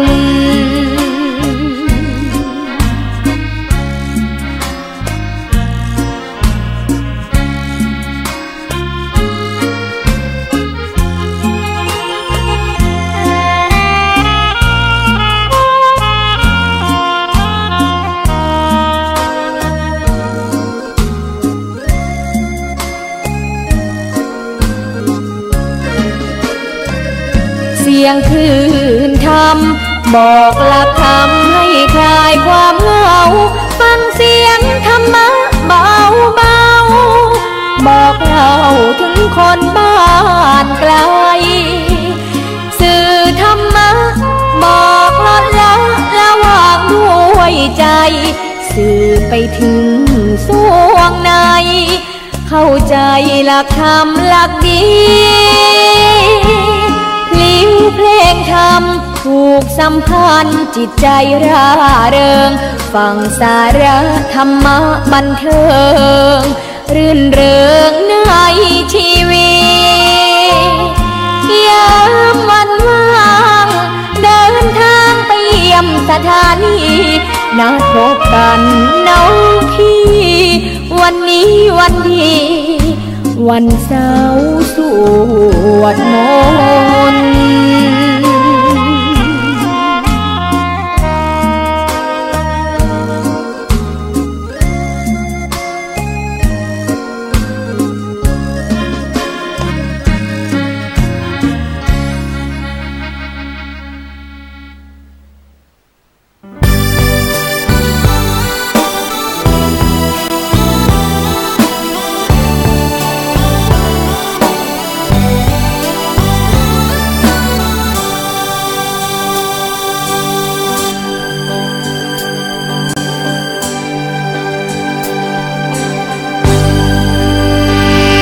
อรหันต์ใช่มาจากฟ้าแดนไหนแต่มาจากใจของปุถุชนนี่เองเดินตามมรรคาสัมมาปฏิบัติเพียรเพ่งเรียกว่าคนเก่งได้เป็นพระอรหันต์พระอรหันต์นั้นเป็นเหมือนเช่นดอกบัวโคลนตมเงาหัวสร้างบัวคิดดูสินั้นราคะโทสะโมหะโคลนตมดังกันบัวขึ้นจากนั้นผลน้ำก็งามสวัยรับแสงอาทิตย์เบ่งบานงดงามเต็มที่ สง่าราศีใครมองก็งามชื่นใจพระอรหันต์ก็เกิดเหมือนบัวใช่ไหมพระได้กล่าวไว้จึงได้หยิบมาอ้างอิงพระอรหันต์เกิดมาจากใจของเราหลุดความมัวเมาสมาธิใจแน่นนิ่งเส้นทางมรรคาสัมมาปฏิบัติอย่าทิ้งแน่นอนอย่างยิ่งกลายเป็นพระอรหันต์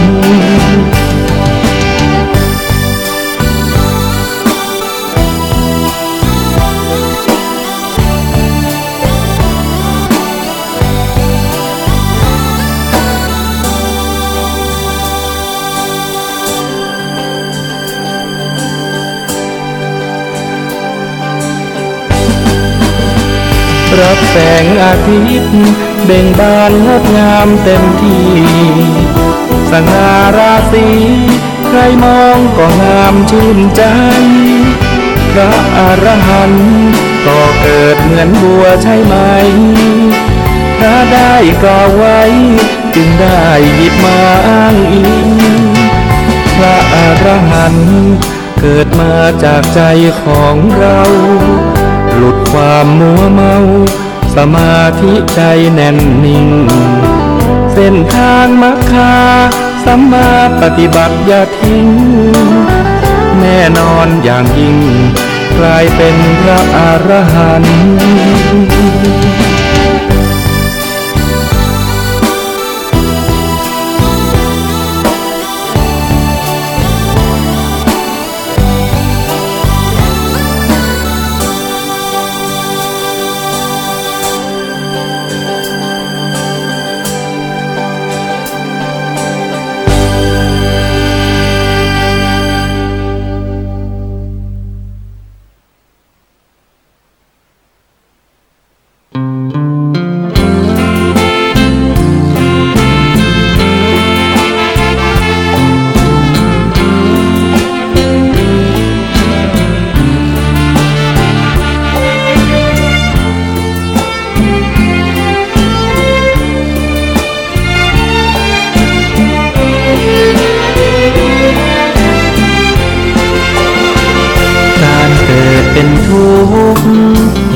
ทำให้เกิดทุกข์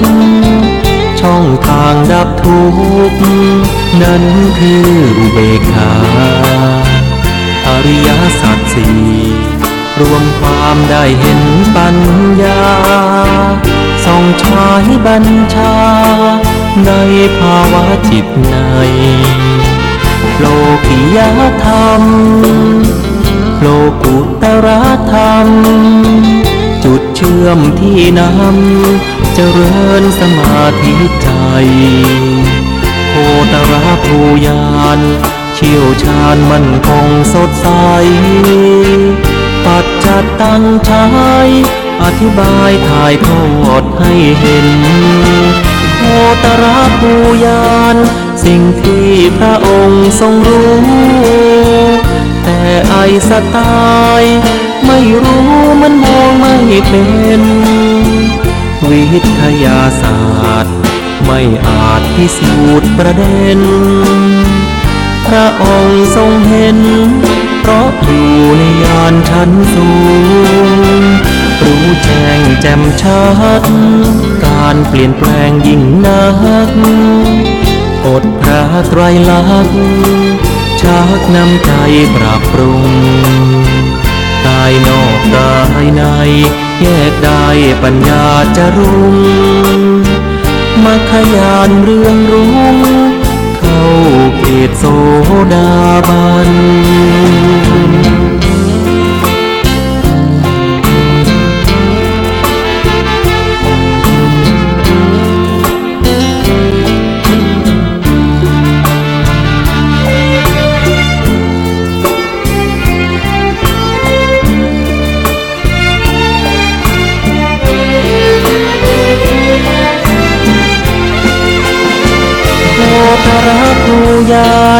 สิ่งที่พระองค์ทรงรู้แต่ไอสไตล์ ไม่รู้มันมองไม่เป็นวิทยาศาสตร์ไม่อาจพิสูจน์ประเด็นพระองค์ทรงเห็นเพราะอยู่ในยานชั้นสูงรู้แจ้งแจ่มชัดการเปลี่ยนแปลงยิ่งนักกฎพระไตรลักษณ์ชักนำใจปรับปรุง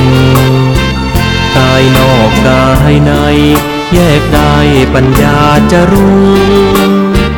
มรรคญาณเรืองรุ่งเข้าเขตโสดาบัน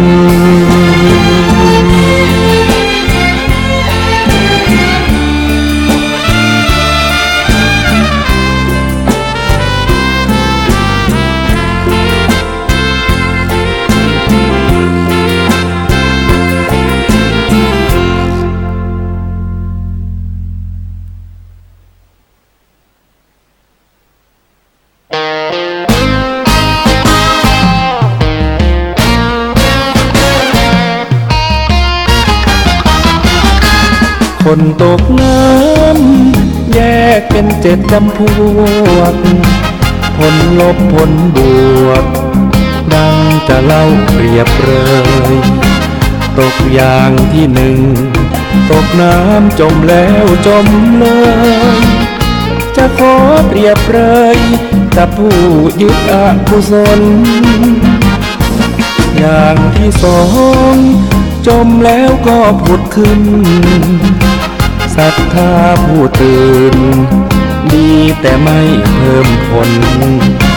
อย่าง3ที่ตกผุดขึ้นลอยตัวเวียนวนไม่จมร่วงหล่นแต่ไม่ก้าวพ้นอยู่ดีตกอย่างที่4ผุดขึ้นเลี้ยวรู้รอบคำถามคำตอบตรึกตรองอยู่ในท่าทีตั้งใจหาฟังแหวกว่ายโดยไม่รอรีอย่างที่5นี้พร้อมจะละทุกแน่นอนคนตกน้ำแบบที่6ที่7ตื่นแล้วสำเร็จไม่เหลือสิ่งหลอกล่อนว่ายถึงยังฝั่งขึ้นบกไม่มัวอาวรณ์สิ้นความทุกข์ร้อนเปรียบผู้ถึงทิฏฐธรรม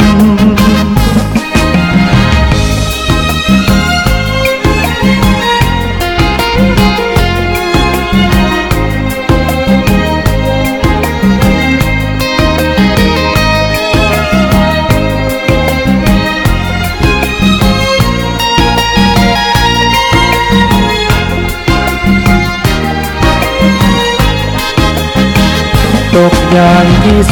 4ผุดขึ้นเลี้ยวดูรอบคำถามคำตอบตรึกตรองอยู่ในท่าทีตั้งใจหาฟังแหวกว่ายโดยไม่รอรีอย่างที่5นี้พร้อมจะละทุกแน่นอนคนตกน้ำแบบที่6ที่7ตื่นแล้วสำเร็จไม่เหลือสิ่งหลอกลอนว่ายถึงยังฝั่งขึ้นบกไม่มัวอาวรณ์สิ้นความทุกข์ร้อนเปรียบผู้ถึงทิฏฐธรรม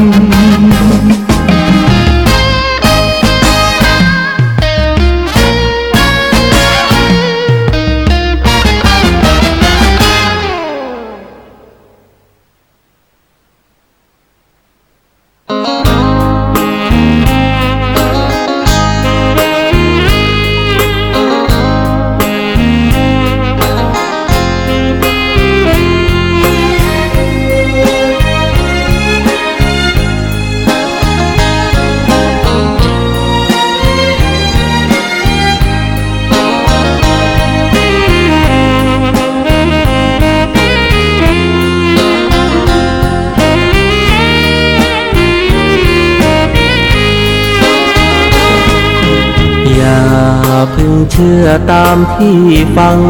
มาช่างอุราไว้บ้างเถิดน้องอย่าเชื่อตามที่ทำสืบต่อในสิ่งนั้นหนออาจจะไม่ถูกจริงอย่าพึงเชื่อตามที่เล่าลืออย่าเชื่อถือตามบทอ้างอิงหากเชื่อโดยนึกเดาผิดยิ่ง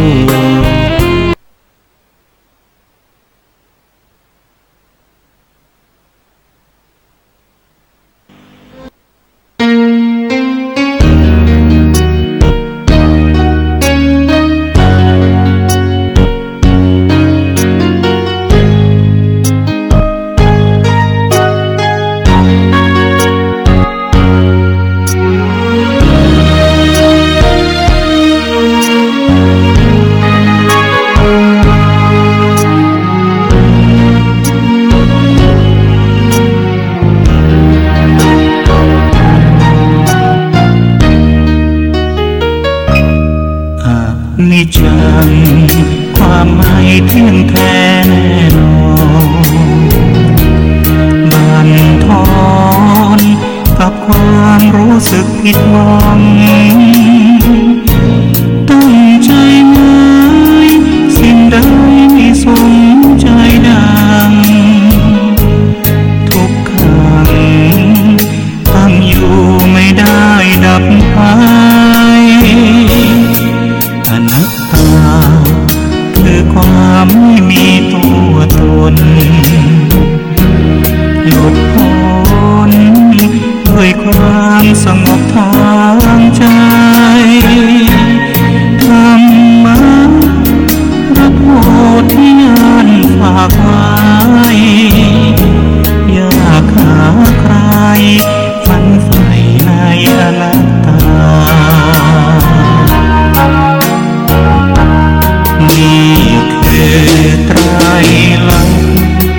ของเพื่อนมนุษย์ไม่มีสิ้นสุดเพราะกิเลสตัณหาสุมไว้ในใจให้ทุกตรงอุรากลับเสน่หาไขว่คว้าช่างน่าเสียดายใกล้หลุดพ้นต้องมันฝึกฝนทนเอาช่วยให้เราพ้นการเกิดแก่เจ็บตายพระพุทธองค์ทรงตรัสพระธรรมบรรยายไตรลักษณ์ยิ่งใหญ่อนิจจังทุกขังอนัตตา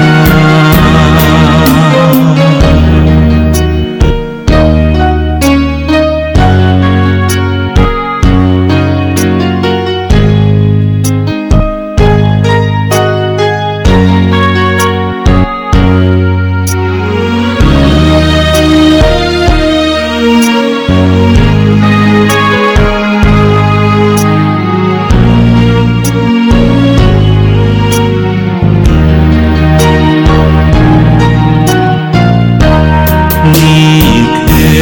ไตรลักษณ์ของเพื่อนมนุษย์ไม่มีสิ้นสุดเพราะกิเลสตัณหาสุมไว้ในใจให้ทุกตรงอุรากลับเสน่หาไขว่คว้าช่างน่าเสียดายใกล้หลุดพ้นต้องมันฝึกฝนทนเอาช่วยให้เราพ้นการเกิดแก่เจ็บตายพระพุทธองค์ทรงตรัสพระธรรมบรรยายไตรลักษณ์ยิ่งใหญ่อนิจจังทุกขังอนัตตา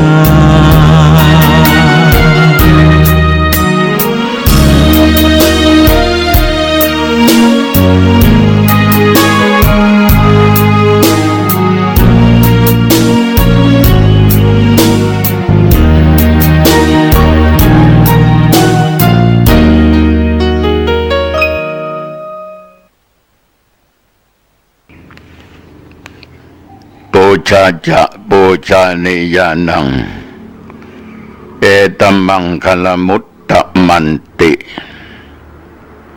การบูชาสิ่งที่ควรบูชานั้นเป็นมงคลขอเจริญสุขสาธุชนญาติโยมท่านผู้ฟังทั้งหลายทุกท่านทุกคนวันนี้รายการธรรมะก่อนนอนณทางสถานีวิทยุศูนย์การเผยแผ่ธรรมคลื่น 104.50 ของวัดฝายหินอำเภอเมืองจังหวัดเชียงใหม่แห่งนี้วันนี้โยมตรงกับวันอังคารอีกเช่นเคยทุกวันอังคารตั้งแต่เวลาเดี๋ยวนี้เป็นต้นไปอาตมาภาพตุเจ้าวัดหนองตองหลังดงจังหวัดเชียงใหม่ก็มาพบกับญาติกับโยมอีกเช่นเคยเป็นไงบ้างลูกหลานเหลนของหลวงปู่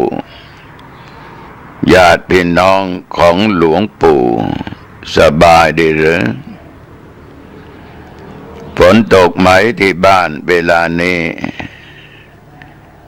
หรือว่าอากาศเย็นหรือว่าร้อนทุกอย่างที่ถามไปนั้นก็ถามไปด้วยความที่เรียกว่าเป็นห่วงเกิดว่าฝนตกหนัก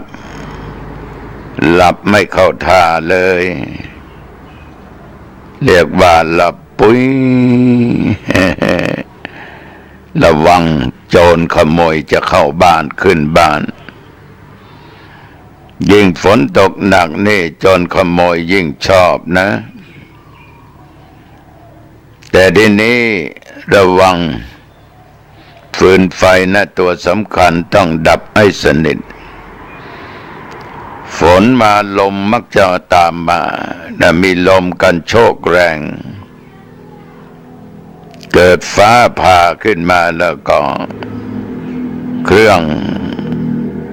เกี่ยวกับโทรทัศน์บ้างอะไรบ้างก็จะพังได้ฉะนั้นลูกทั้งหลายต้องถอดปลั๊กออกให้หมดประตูหน้าต่างนั้นต้องปิดให้มิดชิดให้เรียบร้อยอย่ามัวแต่หลับแต่นอนจนเกินไปถ้าฝนตกหนักบางคนบอกว่าคืนที่แล้วนอนหลับสบายอากาศเย็นดีฝนมันตกหนักบางคนถึงตื่นสายเข้าไปอีกขอโทษนะตื่นสายอีกเพราะว่าหลับสบายโยมบางคนตื่นมาเอ้าของที่ไว้ตรงนี้หายไปไหน พอหลับสนิทจนเกินไปแต่ก็ธรรมชาติของมนุษย์ไม่ว่าโยมและอาตมภาพมีวันหนึ่งอากาศมันเย็นสบายไม่ต้องเปิดพัดลมก็นอนสบายเคยตื่นตี 3:30วันนั้นเช้าวันนั้นโยมตื่นตี 4 กว่านะ เกินไป1 ชั่วโมงกว่าเล็กน้อยยังไม่ถึง5 โมงเช้าเพราะอากาศมันเย็นมันก็เลยนอนหลับสบายอย่างไรก็ตามก็เตือนสติกันไว้ป้องกันไว้ดีกว่าที่มันเกิดแล้วมาป้องกันทีหลังมันก็สายเกินไปนี่ญาติโยมทั้งหลายก็อีกไม่สักกี่วันนี่2-3 วันข้างหน้าเนี่ยก็จะเป็นวันลอยกระทงนะเดือนยี่เหนือขึ้น15 ค่ำประเพณีต่างๆวัฒนธรรมอันดีงามของพวกเราชาวเชียงใหม่นั้นพื้นบ้านพื้นเมืองนั้นก็จะมีการทำบุญตักบาตรฟังเทศน์เนื้อมหาชาติกันแต่ละวัด ปล่อยโคมลอยกันโคมไฟกันจุดบอกไฟดอกบอกไฟเทียนนอกจากนั้นส่วนมากก็จะไปที่วัดไปฟังเทศน์อานิสงส์ตามประทีปโคมไฟสิ่งเหล่านี้เราได้ปฏิบัติกันมาอีกประการหนึ่งก็คือการลอยกระทงสาธุชนญาติโยมทั้งหลายการลอยกระทงนี้ก็พอที่ว่าการรักษาประเพณีท่านทั้งหลายชาวเชียงใหม่ก็ต่างอำเภอก็จัดลอยกระทงกันบางแห่งบางที่ก็ทำกันขึ้นวันขึ้น14 ค่ำบางที่ก็15 ค่ำบางที่ก็แรมค่ำแม้แต่พี่น้องญาติโยมบ้านหนองตองเนี่ยวันนั้นก็เขาก็ประชุมกันว่าหลวงลุงปีนี้ทางคณะศรัทธาจะจัดประเพณีลอยกระทงนะอาตมาก็ตอบว่าดีแล้วจะไปลอยที่ไหนล่ะก็จะจัดกันที่คันน้ำเหมืองน้ำเหมืองนี้ก็กว้างพอสมควรมีความกว้างอยู่ประมาณเกือบ5 เมตรนะฮะน้ำก็ไหลดีก็ส่วนมากก็ไปทำกันที่ฝ่ายเพราะมันก็ไม่เป็นอันตรายน้ำก็ไม่ลึกเขาก็พูดให้ฟังก็เลยบอกว่าดีและจะมีอะไรบ้างก็จะมีการประกวดกระทงเล็กประกวดหนูน้อยนพมาศหลวงพ่อว่าดีไหมก็ดีเอาไปจัดที่โน่นเนี่ยมันดีทั้งนั้นเพื่อความสมัครสมานสามัคคีของพี่น้องก็ทำไปแต่ก็ขอเตือนสติอย่ามีเหล้ายาปลาปิ้งไอ้ปลาปิ้งนั้นมีไม่เป็นไรไอ้เหล้าไอ้ยานี่ถ้ามันดื่มก็ไปเสพก็ไปมันขาดสติแทนที่จะสนุกสนานในงานกับมีเรื่องมีเล่าบางแห่งบางที่นี่เอาขวดเบียร์ขวดเหล้าทิ้งบางที่ก็เอาตีหัวกันเวลาเกิดการทะเลาะกันขึ้นมาไม่ถูกใจกันขึ้นมาขาดสติทำร้ายร่างกายกันได้โยมก็บอกว่ารับรองหลวงพ่อไม่มีสิ่งเหล่านั้นจะมีก็ร้องเพลงตามสบายร้องเพลงมันเป็นการปลุกใจให้มีความสุขเรานั้นมีเพลงอยู่ในจิตในใจมันไม่เป็นไรแต่อย่าเลยเถิดข้ามขีดประเพณีวัฒนธรรมแล้วรางวัลเอาไหนมาล่ะเขาก็บอกว่ามีเงินกองทุนนั้นเท่านั้นเท่านี้เอาหลวงพ่อรับรางวัลหนูน้อยนพมาศก็แล้วกันนะกับรางวัลกระทงเล็กก็บอกให้เขาก็เรียกว่าสิ่งไหนที่เรานั่นนะพอสนับสนุนกันได้เราก็สนับสนุนกันแต่อย่าให้มีเรื่องที่มันไม่ดีเกิดขึ้นพอตอนเช้าญาติโยมก็มาทำบุญตักบาตรที่วัดตอนสายก็มาฟังเทศน์ฟังธรรมตอนบ่ายก็ฟังเทศน์ฟังธรรมตกเย็นมาก็จุดประทีปโคมไฟกันนอกจากปล่อยโคมลอยโคมไฟแล้วก็มีการเทศน์เนื้อมหาชาติบางกันก็ไม่ได้ตั้งธรรมหลวง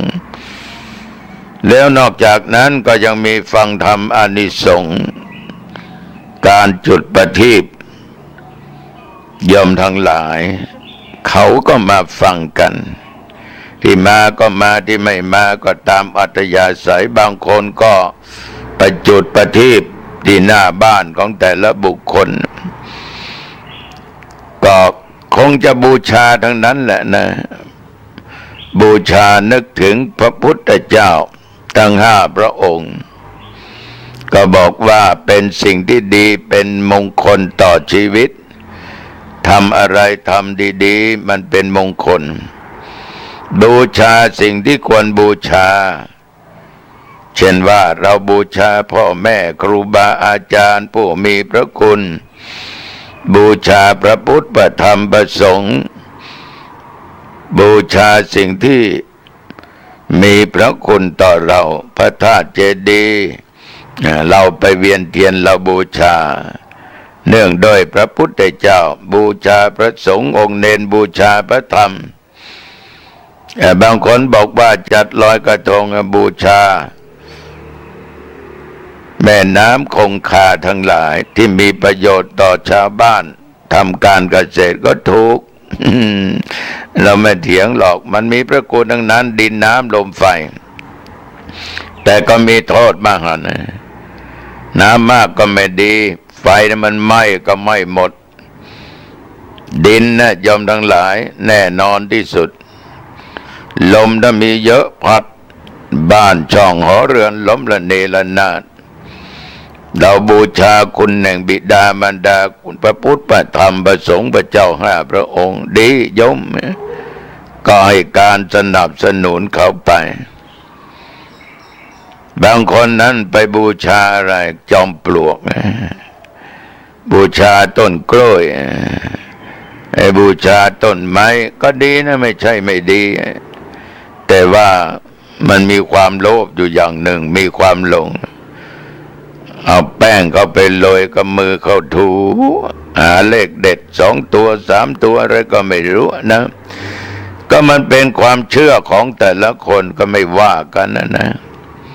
ไม่ว่ากันบางคนก็ไหว้จอมปลวกสาธุเจ้าแม่จอมปลวกเทวบุตรเทวดารักษาจอมปลวกขอลูกช้างได้เห็น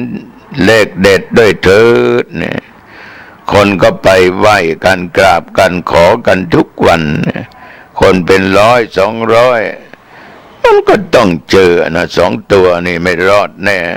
ถ้าไปเป็นพันนี่3 ตัวไม่รอดแน่ทั้งหัวทั้งท้ายนะ3 ตัวข้างล่างข้างบนก็ต้องเจอแน่นอนไปเป็นพันเนี่ยฉะนั้นญาติโยมการบูชาสิ่งเหล่านั้นมันสุดแล้วแต่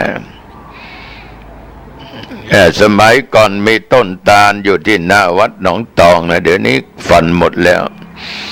แต่มาเป็นเนนใหญ่ตื่นเช้ามาไปทำความสะอาดกวาดที่หน้าวัดโอ้โหต้นตาล3 ต้นนี่ทุกวันไม่เห็นใครบูชาวันนั้นออกไปญาติโยมมาไหว้ต้นตาลทำไมอ๋อไปดูมีโยมใครก็ไม่รู้เอาผ้าเหลืองไปมัดไปคาดต้นตาลแล้วเอาสวยดอกธูปเทียนปักใครเห็นก็ยกมือไหว้ดังนั้นขนาดขี่รถก็ยังลงมากราบไหว้แต่มาก็มองดูโอ้ยมันไม่ใช่เรื่องและต้นตาลของกูนี่ขนาดกูเขายังไม่ไหว้ต้นตาลสงสัยจะมีอะไรสักอย่างไปดูไม่มีอะไรแต่มาก็แกะออกหมดเรียบร้อยคนที่เคยไหว้ลุกตลาดมาผ่านมาไม่ไหว้แล้วเฉยๆคนเรานี่จะให้ไหว้อะไรก็ได้ขอโทษบางคนไหว้ขี้หมาเวียขี้ไก่ก็ยังมีนะถ้ามีใครเอาดอกไม้ธูปเทียนไปจุดบูชามันก็ไหว้นะก็ไม่ว่ากันนะโยมนะแต่เดี๋ยวนี้เรื่องของการปล่อยโคมลอยโคมไฟนี่แถวอำเภอหางดงนี่โยมทั้งหลายใกล้สนามบินนี่ท่านห้ามเพราะกลัวเป็นอันตรายต่อเครื่องบินแต่ท่านก็อนุญาตวันที่22 23ตั้งแต่เที่ยงเป็นต้นไปจนถึงเที่ยงคืนนะทีนี้การปฏิบัติการทำบุญงานลอยกระทงก็คือเป็นการน้อมระลึกนึกถึงคุณแห่งพระพุทธพระธรรมพระสงฆ์ซึ่งเป็นองค์รัตนะอันประเสริฐในโลกเป็นสรณะเป็นที่พึ่งแก่ผู้ยึดถือได้เป็นอย่างดีเหนือกว่าสิ่งใดๆในบรรดาที่มี ดังที่ภาษิตบาลีว่านัตถิเมสรนังอัญญังพุทโธเมสรนังวรังซึ่งแปลว่าสรณะที่พึ่งอื่นของเราไม่มีพระพุทธพระธรรมพระสงฆ์เป็นสรณะที่พึ่งอันประเสริฐฉะนั้นญาติโยมถึงจะบูชาด้วยอามิสดอกไม้ธูปเทียนก็เป็นการบูชาอย่างน้อยอาตมาเองคิดว่ามันน้อมจิตน้อมใจนึกถึงพระพุทธเจ้าพระธรรมพระสงฆ์โฆษกประกาศญาติโยมทั้งหลายเราจะลอยกระทงนะเราจะบูชาพระพุทธพระธรรมพระสงฆ์นะก็แสดงว่ามันพูดออกมานั่นนะในจิตในใจของมันยังมีพระรัตนตรัยคนทั้งหลายกูจะทำกระทงบูชาพระพุทธพระธรรมพระสงฆ์ก็ยังดีโยมทั้งหลายประเพณีการลอยกระทงนี้ท่านได้กล่าวเป็นการกระทำเพื่อบูชารอยพระบาทที่ประดิษฐานอยู่ฝั่งแม่น้ำนัมมทานทีท่านผู้รู้ก็ได้ประพันธ์คำบูชาเป็นภาษาบาลีนี่ก็จะพูดให้ญาติโยมฟังนะมะยังอิมาขอโทษมะยังอิมินาปฏิเปนะอสุกายะนัมมทายะนะทิยาปุลิเนทิตังมุนิโนปาทวะลัชชังอภิปูเชมะอายังปฏิเปนะมุนิโนปาทวะลัญชัสสะปูชาสังวัตตุอัมมากังเทครตังหิตายะสุขายะเมื่อพูดเป็นภาษาบาลีแล้วหลวงพ่อก็จำเป็นต้องแปลเป็นภาษาไทยแปลว่าข้าพเจ้าทั้งหลายขอบูชาซึ่งรอยพระบาทแห่งสมเด็จพระมุนีอันประดิษฐานอยู่ณฝั่งแม่น้ำนัมมทานทีโน้นก็แสดงว่ามันไกลนะโดยประทีปนี้ขอการบูชารอยพระบาทแห่งพระมุนีด้วยประทีปนี้จงเป็นไปเพื่อประโยชน์เกื้อกูลและความสุขแก่ข้าพเจ้าทั้งหลายสิ้นกาลนานเถิดก็รอยพระบาทนั่นนะโยมทั้งหลายก็อยู่ที่แม่น้ำนัมมทานทีก็ไม่ได้อยู่ที่เมืองไทยแล้วก็โน่นก็ไกลไปละก็ดีพอจิตใจเราส่งถึงเราคิดถึงคือเมื่อพระมุนีพุทธเจ้านั้นยมเสด็จไปยังฝั่งแม่น้ำนัมมทานทีท่านกล่าวว่านะพญานาคซึ่งอยู่ณที่นั้นก็ได้ออกมาปฏิสันถานแก่พระมุนีเจ้าโดยได้ราธนาให้พระมุนีเจ้าเสด็จไปยังนาคพิภพโอ้ยไม่ใช่ย่อยนะโยมนี่นะแล้วก็ทำการบูชาแด่พระรัตนตรัยพระมุนีเจ้าได้ทรงแสดงธรรมแก่พญานาคนี่โยมขนาดนาคนะยังฟังธรรมะจากพุทธเจ้าเราเป็นมนุษย์เนี่ยโยมทั้งหลายไม่ฟังมันแปลกเนาะมันแปลกโยมทั้งหลายค้างคาว500 ตัวฟังพุทธเจ้าแสดงธรรมะจบตกลงมาตายไปเกิดบนสวรรค์นะแต่เรามนุษย์นี่โยมทั้งหลายไม่ค่อยฟังนะเวลาพระเทศน์พระบรรยายธรรมะเทศน์แบบคัมภีร์อย่าไปฟังเลยธรรมะธรรมโมฟังกรรมทำกินพริกดำกับข้าวสู้ฟังกรรมขี้เหล้าบ่ได้หวดกินลาบตึงวันนี่โลอันนี้เป็นคำที่เขาพูดกันมานะแต่พญานาคนี่ฟังพุทธองค์ แสดงธรรมจากนั้นเทศจบแล้วนาคฟังแล้วก็เสด็จกลับพญานาคได้กราบทูลขอพระองค์ประทับรอยพระบาทไว้ณริมฝั่งแม่น้ำนัมมทานทีเพื่อไรญาติโยมทั้งหลายก็เพื่อเป็นที่ระลึกเป็นที่สักการะบูชาพระองค์ได้ทรงประทับรอยพระบาทของพระองค์ไว้ตามความประสงค์ของพญานาคณริมฝั่งแม่น้ำนัมมทานทีเป็นที่สักการะของเทพยดามนุษย์ทั้งหลายสืบมาจนถึงเราปัจจุบันนี้เห็นไหมญาติโยมมันมีประวัติมีความเป็นมาอย่างนี้ทีนี้ญาติโยมอาจจะสงสัยข้องใจรอยพระบาทมันถึงมีที่แม่น้ำนัมมทานทีนั่นเราจะบูชาได้ยังไง ญาติโยมขอใจเราถึงก็แล้วกันนึกถึงรอยพระบาทของพุทธเจ้าที่มีนั่นนะนึกถึงพระพุทธเจ้าพระธรรมเจ้าพระสังฆเจ้า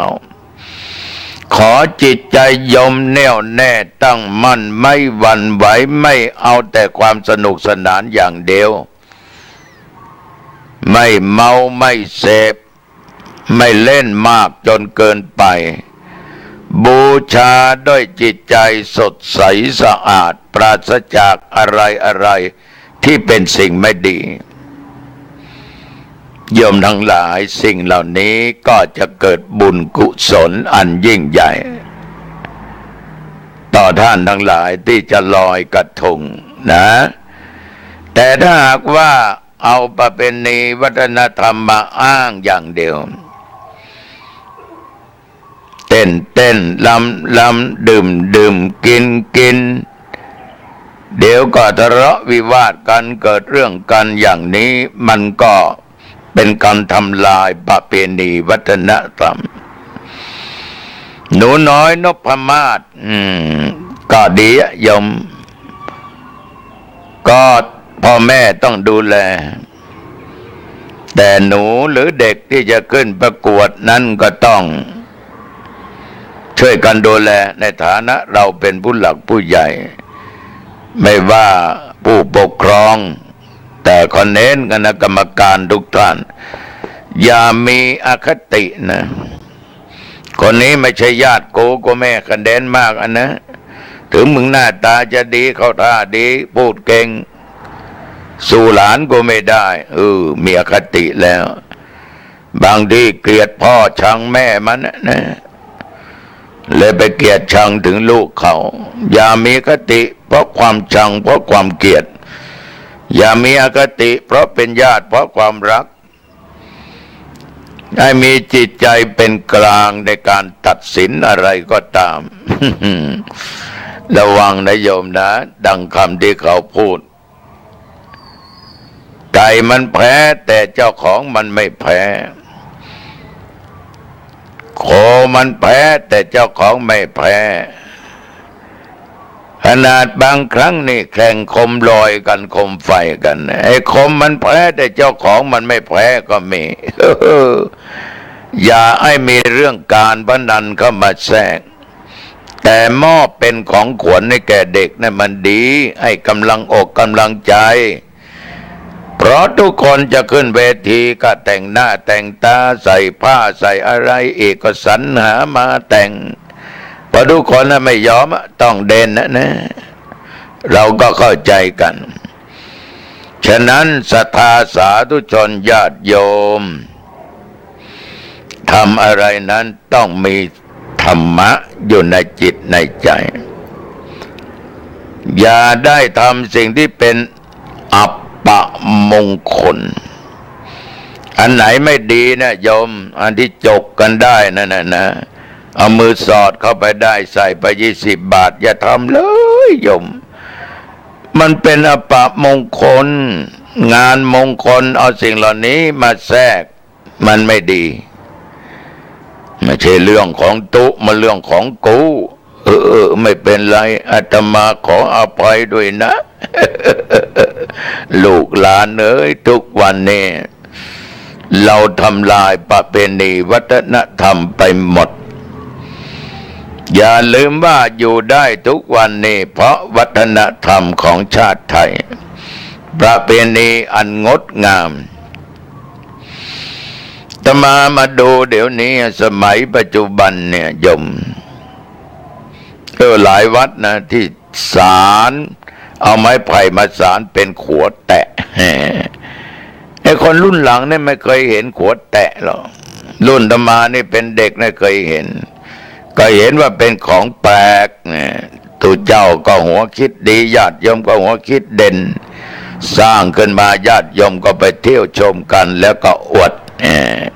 บอกว่าวัดนั้นจัดอย่างนั้นวัดนี้จัดอย่างนี้เราก็บอกว่าเราเห็นมาตั้งนานแล้วในสมัยก่อนมีขวดแตะข้ามแม่น้ำบ้าง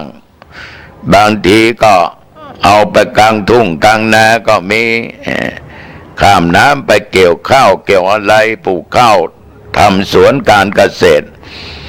ก็ยังมีกังหันหรือว่าลุกนี่ผันน้ำก็สู่นาเดี๋ยวนี้บางแห่งนะยังขาดลุกนะถ้ามีแม่น้ำไหลนี่ถ้าตัวเจ้าหนองตองทำนี่จะต้องมีแม่น้ำวนไปวนมาทำลุกขึ้นตักน้ำญาติโยมทั้งหลายมีขวดแตะคือทำอะไรมันแปลกมันก็ไม่ได้แปลกหรอกเป็นของโบราณเป็นภูมิปัญญาของชาวบ้านแต่คนรุ่นหลังนี่อายุ40-50เห็นมันไม่เคยเห็นมันก็นึกว่าแปลกฉะนั้นญาติโยมทั้งหลายก็เรียกว่าเอาของเก่าในคนรุ่นใหม่ได้รู้ได้เห็นมันก็เป็นสิ่งที่จะฟื้นฟูวัฒนธรรมประเพณีอย่างตำข้าวนี่กับคกมองนี่มันไม่มีนะถ้าดูเจ้ามีโอกาสจะจัดเป็นคกมองกับตำข้าวเนี่ยมันเป็นวิถีชีวิตของชาวบ้านชนบทในสมัยก่อนแต่มาก็ยังเห็นนะโยมแม่ตำข้าวกับครกมองยิ่งเดือนยี่เหนือขึ้น15ค่ำใน14ค่ำโอ้โหเสียงครกมองมันดังไปแต่ละบ้านนะโยมทั้งหลายอย่างน้อยมีครกมองเป็น10-20ชาวบ้านจะห่อข้าวต้มขนมห่อขนมเทียนข้าวต้มกล้วยขนมถั่วข้าวต้มงาอันนี้ไม่ต้องตำแต่ว่าขนมเทียนนี่ต้องเอาข้าวนี่โยมทั้งหลายหมักไว้พอสมควรเอามาตำกันนะบางทีก็ตำสดเสียงครกเสียงมองนี่ดังโยมทั้งหลายในสมัยก่อนนี้ผู้ชายทั้งหลายนี่ไปแอวสาวก็ไปตำข้าวช่วยผู้หญิงบางทีก็เป็นข้าวเปลือกเอามาตำกันเอาข้าวสารสิ่งเหล่านี้โยมทั้งหลายมันก็หายไปโรงสีข้าวเมื่อก่อนมีเกือบทุกบ้านแต่เดี๋ยวนี้ไม่มีแล้วมีโรงสีใหญ่โกดังใหญ่ๆในใส่กระสอบมาขายใส่ถุงมาขายเด็กมันก็ไม่เคยรู้ไม่เคยเห็นอะไรญาติโยมทั้งหลายฉะนั้นมันก็เป็นประเพณีวัฒนธรรมหนึ่งของเราชาวไทยทั้งหลายในครั้งโบราณมาเราก็ทำกันอย่างนี้ลอยกระทงก็เช่นเดียวกันโยมทั้งหลายบางคนถามว่ามีอานิสงส์ไหมหลวงพ่อมันมีตั้งแต่แรกแล้ว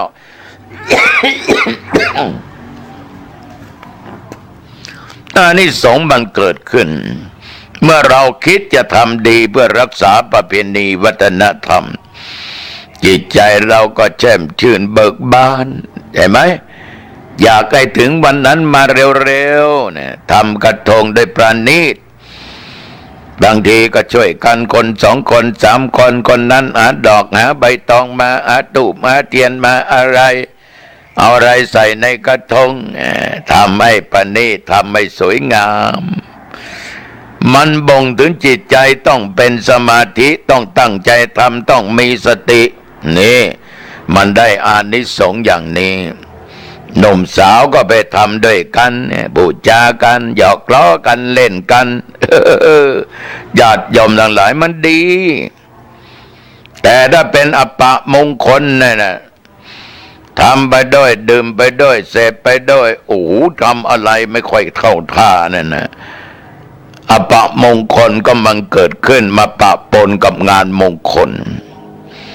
ฉะนั้นสิ่งเหล่านี้หลวงปู่หลวงตาหลวงอาหลวงลุงจะเรียกหลวงอะไรก็ได้นะก็ขอให้พวกเราทั้งหลายนี่จัดเป็นบุญ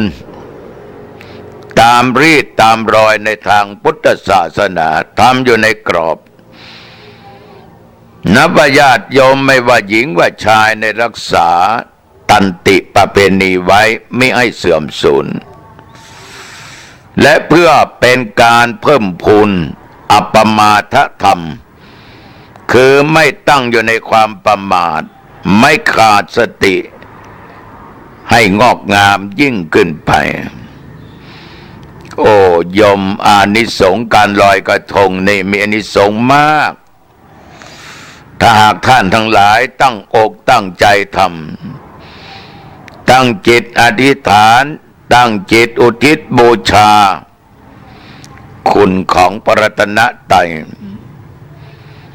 ไม่ได้มุ่งเอาแต่ความสนุกสนานสำราญเบิกบานใจอย่างเดียวหรือว่าจัดเพื่อความเอิกกระเริก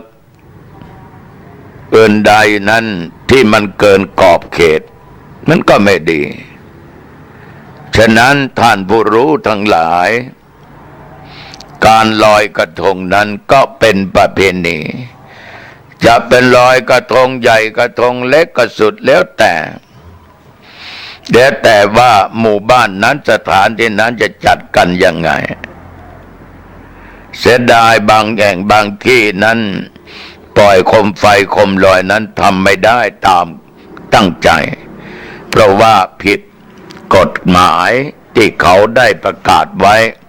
เพราะเป็นสายทางเดินของเครื่องบินกลัวเป็นอันตรายแต่ท่านก็ผ่อนผันนะเอาตั้งแต่12หรือเที่ยงวันไปจนถึงเที่ยงคืนนี่ทั้งวันที่22นะและวันที่23เอาเมืองบ้างไกลบ้างปะปนกันไปนั่นแหละญาติโยมทั้งหลายสมัยก่อนเนตมาเป็นเน้นนะเป็นตุหนุ่มตุน้อยก็ชอบทำโคมลอยใกล้จะถึงเดือนยีบขึ้นมาแล้วออกค่ำ2 ค่ำก็ซื้อกระดาษมาทำโคมกันใหญ่บ้างเล็กบ้างเดี๋ยวนี้เขาเก่งมากโคมไฟนี่ในสมัยก่อนโอ้โหต้องเปลืองกระดาษต้องเอามาขย้ำกันแล้วก็ทำอะไรนั่นน่ะเชื้อเพลิงเนี่ยยอมทั้งหลายแล้วมาจุดแล้วก็ปล่อยขึ้นไปสูงนะยอมนะเดี๋ยวนี้กระดาษ3 แผ่น4 แผ่น5 แผ่น7 แผ่น14 แผ่น20 แผ่นเขาก็ทำกันได้ก็เอาขี้ผึ้งเนี่ยยอมทั้งหลายกับกระดาษทิชชู่นี่มาทำเป็นไฟเพื่อส่งให้โคมนั้นลอยขึ้นไปจะเอาลอยขึ้นไปสักเท่าไรเดี๋ยวก็ดับเดี๋ยวก็ลงก็ได้เก่งมากและเป็นการส่งเสริมอาชีพอย่างชาวบ้านหนองตองเนี่ยยอมทั้งหลายหลายหมู่บ้านหลายอำเภอนะแต่ทำว่าวไฟนี่โคมไฟนี่โอ้โห1ไม้เขาก็ได้ขายไม้ไผ่ซื้อมาเรียบร้อยก็ต้องมาผ่ามาเหลาให้มันกลมให้มันพอดีคนนี้ก็ได้ตังค์คดเป็นวงโครงสร้างปากได้ตังค์ซื้อกันเป็นร้อยเป็นพันบางคนก็เป็นอาชีพเลยทั้งครอบครัวไอ้พวกที่ติดกระดาษก็ติดกระดาษ3 แผ่น4 แผ่น5 แผ่น7 แผ่น12 แผ่น14 แผ่นก็ติดตามลูกค้าต้องการแล้วก็ขายให้มีเงินไหลวนมีเงินเนี่ยยอมทั้งหลายมาจุนเจือครอบครัว บางครอบครัวนี่เป็นหมื่นๆนะโยมนะนี่มันเรื่องจริงเอาไอ้พวกที่รับอาสาติดปากเอากระดาษมาติดกับปากว่าวนั่นนะก็ยังได้ตังค์อีกพวกที่ทำเชื้อเพื่อติดไฟนั่นก็ได้ตังค์อีกโอ้ยมันหลายขั้นตอนโยมบางคนนี่ทำเองหมดเลยพ่อค้าแม่ค้าทั้งหลายก็ซื้อทางบริษัทก็สั่งในจังหวัดเชียงใหม่เราหลายหมู่บ้านประการสำคัญตำบลหนองตองนี่เยอะมากแต่มาเห็นเมื่อไม่มีกฎระเบียบออกมานี่พี่น้องชาวบ้านหนองตองเศรษฐกิจเฟื่องฟูปีนี้ทำสวนลำไยขาดทุนแต่ว่าวก็ยังได้ตังค์อยู่มีตังค์ส่งเสียลูกเรียนหนังสือหนังเป็นค่ารถค่าราค่าแก้ผ่อนน้นนี้จิปาถะค่าอาหารการกินทางวัดทางวามีงานบุญก็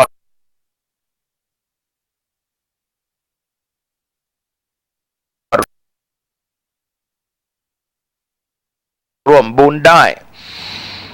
ชาวบ้านมีงานขึ้นบ้านใหม่สืบชะตางานศพงานซากก็ทำบุญร่วมได้พัฒนาอะไรก็ได้ทั้งนั้นเพราะมันมีรายได้เป็นประจำแต่เดี๋ยวนี้หลวงพ่อเห็นชาวบ้านแถวใกล้ๆวัดหนองตองเนี่ยโอ้โหบ่นเสียดายกรรมกติกาถึงจะลำบากขนาดไหนต้องปฏิบัติฉะนั้นศรัทธาสาธุชนประเพณีวัฒนธรรมบางอย่างบอกว่าบางอย่างมันก็ไปขัดต่อกฎระเบียบไม่ว่าจะเป็นประเพณีฟังเทศน์เนื้อมหาชาตินี่ในยุคปัจจุบันนี่หายากในสมัยก่อนวันเดือนยี่ขึ้น15 ค่ำนี่จะฟังเทศน์มหาชาติเราเรียกว่าตั้งธรรมหลวง14 ค่ำนั้นโยมทั้งหลายก็มีฟังเทศน์แล้วเป็นต้นว่ามาลัยเก้ามาลัยปลายอานิสงส์มหาเวสสันดรหรือพระคาถาพันอีกวันเริ่มตั้งแต่ตี 4มหาชาติกันทศพรจนถึงไปถึงนครกันก็อีกตี 3 ตี 4อีกวันหนึ่ง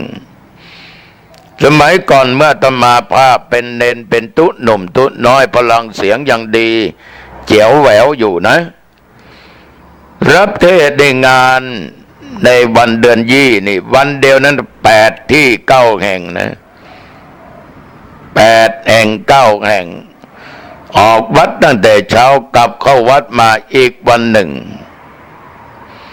บางทีตั้งแต่13 ค่ำ14 ค่ำ15 ค่ำแรม1 ค่ำ2 ค่ำ3 ค่ำยังฟังกันอยู่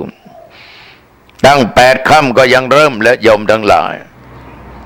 เดี๋ยวนี้ก็มีบ้างปะปายมันไม่เหมือนสมัยก่อนเพราะคนนั้นมันไม่เคยฟังมันจะมีแต่ผู้เฒ่าผู้แก่เท่านั้นนอกนั้นก็ไปจิ้มเล่นเกมหมดคนรุ่นใหม่นี่ไม่ว่าระดับไหนนะไปนั่งฟังเทศน์จิ้มเล่นเกมไม่สนใจนะเวลาพระเนรเทศน์จบเนรเดินตังก็บังคมสมเลสเดชมือยังถือโทรศัพท์ยกทั้งโทรศัพท์และมือไหว้สาธุมันสาธุพระหรือพระธรรมหรือว่าสาธุกับโทรศัพท์ก็ไม่รู้แต่อาตมาเข้าใจว่าสาธุต่อพระธรรมต่อองค์แสดงธรรมประเพณีเหล่านี้ยอมทั้งหลายมันถูกทำลายไปหมดเด็กจะไม่รู้ว่าห่อข้าวต้มขนมอย่างไงเพราะเซเว่นมันมีเยอะแยะ ทำแกงฮังเลยังไงห่อหมกยังไงทำอะไรมันไม่มีโยมแต่ก็ดีใจมีโยมอีกจำพวกหนึ่งทำโคมลอยโคมประทีปโคมไฟนั้นยังจำหน่ายอยู่ให้บูชากันอยู่โยมทั้งหลายสิ่งเหล่านี้แต่ว่าเมื่อทำแล้วขออย่างเดียวอย่าประมาทอย่าประมาทประทัดหรือบอกไฟดอกบอกไฟดาวอะไรก็ตามที่จุดนั่นนะถ้าประมาทเล่นนิ้วมือขาดนะถึงแก่ชีวิตก็มีอย่าเล่นอะไรเกินกรอบเกินเขตเล่น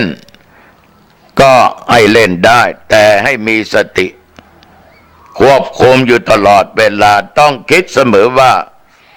อันตรายเกิดขึ้นได้ทุกโอกาสทุกเวลาเนี่ยข่าวนี่เกิดขึ้นตลอดว่าได้เดือนยี่ขึ้นมาแล้วระเบิดจากโรงงานทำดอกไม้เพลิงดอกไม้ไฟมือขาดแขนขาดเสียชีวิตไปเด็กบางคนจุดประทัดนิ้วมือขาดอะไรจิปะทะฉะนั้นศรัทธาสาธุชนประเพณีวัฒนธรรมอันเป็นสิ่งดีงามเราควรช่วยกันรักษาอย่าละอย่าล้มอย่าเลิกให้มันมีแต่ให้อยู่ในกรอบในเขตทำอะไรอย่าหวังความสนุกสนานอย่างเดียวบูชาไฟขอให้บูชาพระพุทธพระธรรมพระสงฆ์บูชารอยพระบาทของพระมุนีญาติโยมดังที่กล่าวอย่าจุดเล่นต้องระวังฟืนระวังไฟถ้ามันติดมันลามไหม้บ้านได้มันจะนำความเดือดร้อนให้เกิดขึ้นอันนี้ตุเจ้าวัดหนองตองก็ต้องขอฝากไว้กับทุกท่านทุกคนนะญาติโยมทุกท่านประเพณีลอยกระทงนั้นมันมีมากในเมืองไทยเราเริ่มตั้งแต่เมืองสุโขทัยเป็นต้นมาแล้วแต่อาตมาเองก็ไม่จำเป็นต้องพูดนะโยมก็รู้กันเป็นส่วนมากเอาละญาติโยมท่านผู้ฟังทั้งหลายวันนี้พอสมควรดึกแล้วปิดประตูบ้านประตูหอเรือนหน้าต่างเรียบร้อยอาบน้ำอาบท่าเปลี่ยนผ้าเปลี่ยนผ่อนเก็บของมีค่าดับฟืนดับไฟถอดปลั๊กออกเรียบร้อยเอาอันไหนควรทำก็ทำเข้าห้องพระไม่มีห้องพระก็ห้องนอนขอลูกหลานทั้งหลายนั้นโยมทั้งหลายนั้นกราบพระพุทธพระธรรมพระสงฆ์กราบพ่อกราบแม่ครูบาอาจารย์ของเราผู้มีพระคุณทั้งหลายปู่ย่าตายาย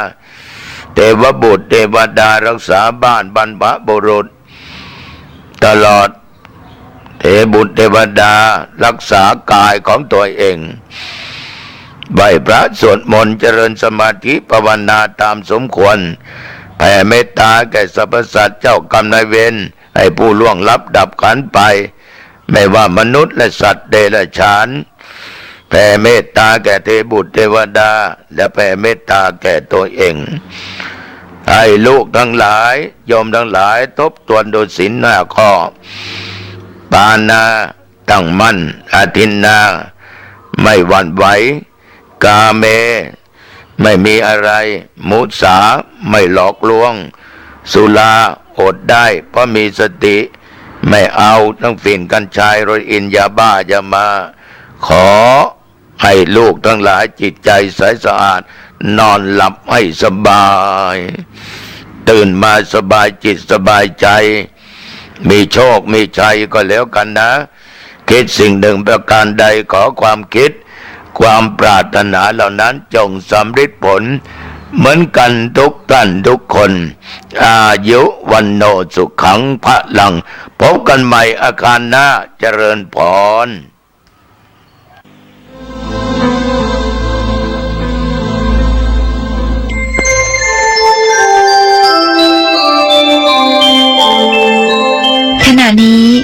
ท่านกำลังฟังสถานีวิทยุกระจายเสียงพระพุทธศาสนา FM 104.5 เมกะเฮิรตซ์